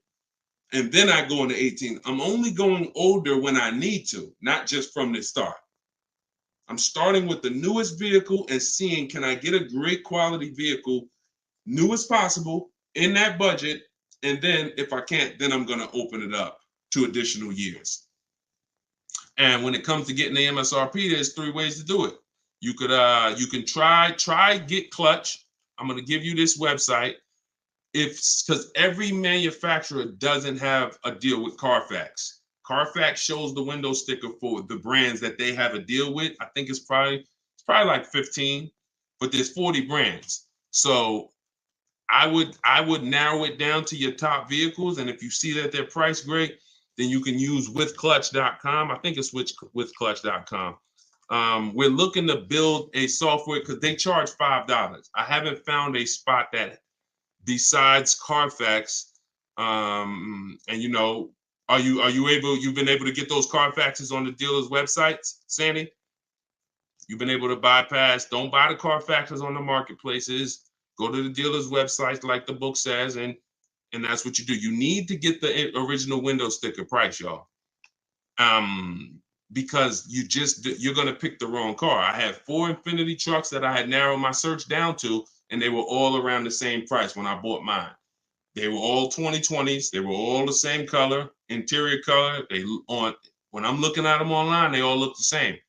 They're major differences, and the biggest difference is they're all asking between 30 and 32,000. But one of them brand new was 46, one of them was 48, one of them was 52, and one of them was 54.5, and that's the one I got. See how major that is? Dad, what if I would have picked the $46,000 one because they were asking 30? So I picked the one that was 46,000 brand new. So the one I got had the biggest discount. So when we're shopping, when we're making our final decision on which used car we're going to buy, we're not looking at the dealer, the discount the dealer's giving us. That doesn't matter. What matters is which one of these cars have the biggest discount from the original price when it was new. If this car was 50,000 brand new and they're asking 35, and then this car was 55,000 new and they're asking 35, this one's better. You're giving me 5,000 more value. I wouldn't know that. On top of that, I wouldn't even know what's in the car, what equipment, what packages. So I need to know that to be able to make the best decision. We shop different. We shop different. Normally in the left-hand corner under original MSRP. Oh, wait, I couldn't see that. All right, let's see. Anything on Instagram? We got a couple more minutes and then we'll wrap. Shout out to everybody who got my new book. Use it. Use it. I don't even say read it. That's not a book you read. That's a book you use. It's a step-by-step action guide. Do this, then do this, then go here, then type this in. And when you get to step 7, because it's 7 steps to saving time, money, and avoiding dealerships, when you get to step 7 is delivery. So when you get to step 7, I'm congratulating you. Good job. You stuck to the process. You saved money. Enjoy. Like, let's make sure delivery goes smooth. You shouldn't be reading step 7 and then saying, all right, I read the whole book. Now let me go back and car shop. No, that's not the way this book is. It's action guide. Normally $97. If you haven't visited the site yet, you can still get it for 75% off for 30 minutes as part of our official book launch. It'll be in your inbox in a matter of minutes. You go to my TikTok bio and grab yours. You can go to my Instagram bio and grab yours. And you'll have everything I teach in one spot, step by step. All right. I need this. Perfect. Now it makes sense. I was confused. You're the man. Appreciate you. Use it. I'm excited for you. Just stick to the process, and you know, stay in the boundaries. You'll be just fine. It's different when you're operating with a plan. New here. Is this the help to when buying a car or selling? No, we're not. You're talking about selling cars as like a car salesman? No, we talk about buying and leasing cars, like, and how to get great deals. The book is normally $97. Somebody said, how much is the book? It's normally $97. That's the price it will be. That's the price it was before we launched it. And for our launch, it's 75% off. So if you get there before the timer is before 30 minutes, you get it for $24. And $97 is a great price, because you'll look back on it. If you use this book will save you. This book's probably worth $5,000, $10,000. It's worth $5,000 each car you get, I would think. So depends on how many cars you're gonna get. Okay, this one's YouTube. How do you turn the rent charge on a lease agreement into an APR? No, we don't shop like that. You're not gonna do anything by converting so what he's talking about is taking the money factor and converting it into an interest rate. You multiply it by 2,400. That doesn't matter. Here's what matters. Listen, we take the way we do lease deals, we divide the MSRP into the monthly payment. That gives us a percentage. We divide the monthly payment into the MSRP. That gives us a percentage. This is based on the 1% rule. Every savvy lease buyer, well, most savvy lease people who've been getting great lease deals for like the last 20 years, you always knew about the 1% rule. It was like, if you could get at least 1% of the MSRP or lower, no money down, you stole it. So all my leases, every single time I've leased, and I haven't leased since 2019, that was my last one, have been under 1%. My Jeep Grand Cherokee, $35,000 vehicle, $330 a month. I had 4 Infinities, all under 1%. My Q50s, $45,000 vehicles, I was paying $3. My highest payment was $390. The one before that was $365 or $345. The one before that was $325. These were $40,000, $42,000 vehicles. My Pontiac G6s was $256 a month. These was like 20. That was my highest one. That was my first lease, and I had to pay a little bit more because I was just establishing my credit as a leaser. But even that was probably 1.1%. So the 1% lease rule has been around way before I even got into the car business. What wasn't around, though, was when people were paying too much for leases. So we came up with the 1.5% rule, because once your lease payment is more than 1.5% of the MSRP with no money down, you're paying too much for a vehicle you're giving back. So lots of people, especially through the pandemic, I was making videos, people were making videos, hey, you really should explore leasing. No one was telling you guys how to make sure you weren't overpaying for the lease. Now, that doesn't mean it's a great deal. Like, that was like the max, 2 extremes. 1%, I stole a vehicle. 1.5%, I overpaid. So somewhere in between here is good deals. So when you look at this and you're like, okay, you know, lease deals. What was the question? Oh, no, it wasn't Stephen. It wasn't leasing seems so costly now. Somebody had said something. How'd I get on that subject? What was I talking about that I went into a lot of lease deals? Thank you for your time and expertise. Appreciate it. I told y'all know when I'm doing these rapid fire Q&A, especially, we're an hour and 15 minutes in. See, that's usually my body clock saying, all right, it's about time to wrap. Oh no, this is what it was. I'm at Alex from YouTube. His question's on the screen. He was talking. See, there's plenty of people who walked into the dealership when I was there. They had their financial calculator. Hold on, let me put a lease deal up here. And what they would do is they would ask me for the rate, the residual, and they would convert the money factor to an interest rate. And they're like, okay, what's the selling price and all of that? That's not how you get your best offer, because you don't know what the rebates are. You don't know what I'm holding on to. What are the unadvertised incentives? You have no idea. So the only way to get the deals that you see on these screens, this is Kimberly, $91,000 Maserati, $944 a month. 90, look, just got it recently. This market. $91,000 Maserati, $944 a month. She didn't get this by converting the interest rate and what's the rent charge on the car. No, she got bids the way I teach. We are going to get at least 5 bids, and that's how we save this money. Look at Bonita, 2022, middle of the pandemic. Everybody else, and you might have a Telluride that you're leasing, paying $700-800 a month. Maybe you put money down. She's driving a Telluride $600 a month. She gave him $600 and drove off. $47,000 truck. Look, Charles, Palisade. We talked about him earlier. $48,000 truck, $597 a month. You see what I'm saying? We don't worry about anything other, and they know their percentages. Look at Charles. Alex, look at Charles. They know their percentages. They divide the monthly payment of the offers. We get all our offers with first month's payment only out of pocket. We divide that monthly payment into the MSRP. It gives us a percentage, and that's how we compare our lease deals. That's how we know who saved us. You can see, he said all my offers were between 1.23 and 1.6. None of that, nothing else matters. He don't care what the money factor is on that. He doesn't care what the residual value is. That does not matter. What matters is how much am I paying for this car to drive it for 3 years. The lower the percentage, the better the deal. He don't care what rebates was included. Does not matter. We don't complicate this. And what I found is people who are going to shop like this, Alex, if you're not going to get bids, you're not going to get all the money. You could know all the financial calculation. You could know how to break a lease down longhand. And that's a super complex mathematical formula, but it's not hard for people who are in the math. I was taught to do it. I know how to do it. I would never shop that way.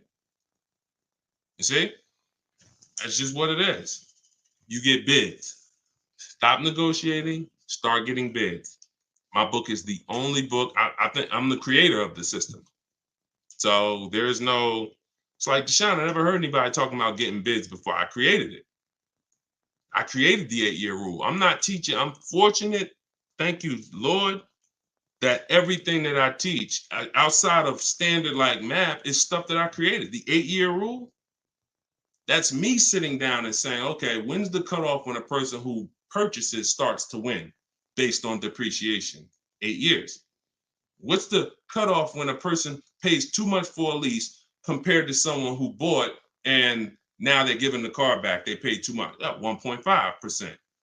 So the bidding system that we use, it's not something I learned, it's something that I created. That's why I say test it. That's what my entire book is. Car shopping for people that hate car shopping. 7 steps to saving time, money, and avoiding dealerships. I don't want you in a dealership for more than 30 minutes. If you use what I'm teaching you, you won't be. So, all right, y'all. We've been on here for 1 hour and 20 minutes today. Go grab your book if you want it. If not, I'll see you in the next broadcast. For those of you who have the book, if you just jumped on here like, Deshone, what book are you talking about? You can go watch the live broadcast. It's on YouTube. Once I wrap it up, you'll see it on YouTube. Go watch the live. You're going to see tons of questions that you would have asked. We answered those. And you can watch it on Facebook or you can watch it on YouTube. But my new digital book is called Car Shopping for People That Hate Car Shopping. Everything that I teach in the broadcast is out of that book. It's out of my strategies. It's learning to make people bid for your business, not negotiate. You don't want to negotiate for deal. You can't negotiate for your best deal. That's like you walking in and needing a TV and walking into Walmart and going back and forth. You're better off just staying at home and just going on all the websites that have TVs. When you start seeing that all these dealers are ready to compete for your business and that 80% of them are going to be overpriced, it's going to shock you. Those same dealers you've been buying from for 2, 3, 4 decades, your family been buying from, they're not going to want to compete. Their prices are going to be higher. Sometimes they'll win the bid. But when you start making them bid, you're going to see that the relationship's going to change. That's why we don't have relationships with our car salesmen. You're not going to have relationships. If you've been used to going to barbecues with your car salesman and all that, I'm sorry to tell you, you're either going to keep overpaying. When you start making them bid, the relationship's going to change a bit. Now, if he's a 20%er, he won't mind competing. If you're gonna say, look, listen, I understand, give me a shot, let me compete, I'm gonna beat the rest of the offers. If he's that kind of guy, then that's great. But you're gonna find that a lot of people have been used to you giving them your business where they haven't even had to compete. All they had to do is negotiate you down. That's not competing. You get what I'm saying? Negotiating you down isn't, oh, you earn my business. No, they earned your business when they beat all the other people who would want to sell you a car. They beat all their prices. And that's what my book is based out of. So it'll be in your inbox in 2 minutes. You can download it in my TikTok bio, 75% off for 30 minutes. And you can get in my Instagram bio, or I'll post it one more time for you guys on Facebook and YouTube. You can click this link here that says Deshone's book, and you can start using this stuff. You have it forever right there. It'll be your tool belt. It's in your tool belt forever. Buying, leasing, luxury cars, doesn't matter. It's all in there step by step. So I'll see y'all in the next one. Thank you to everybody that shared. Thank you to everybody who gave gifts. Thank you to everybody that invited somebody here. We can't do this without y'all. So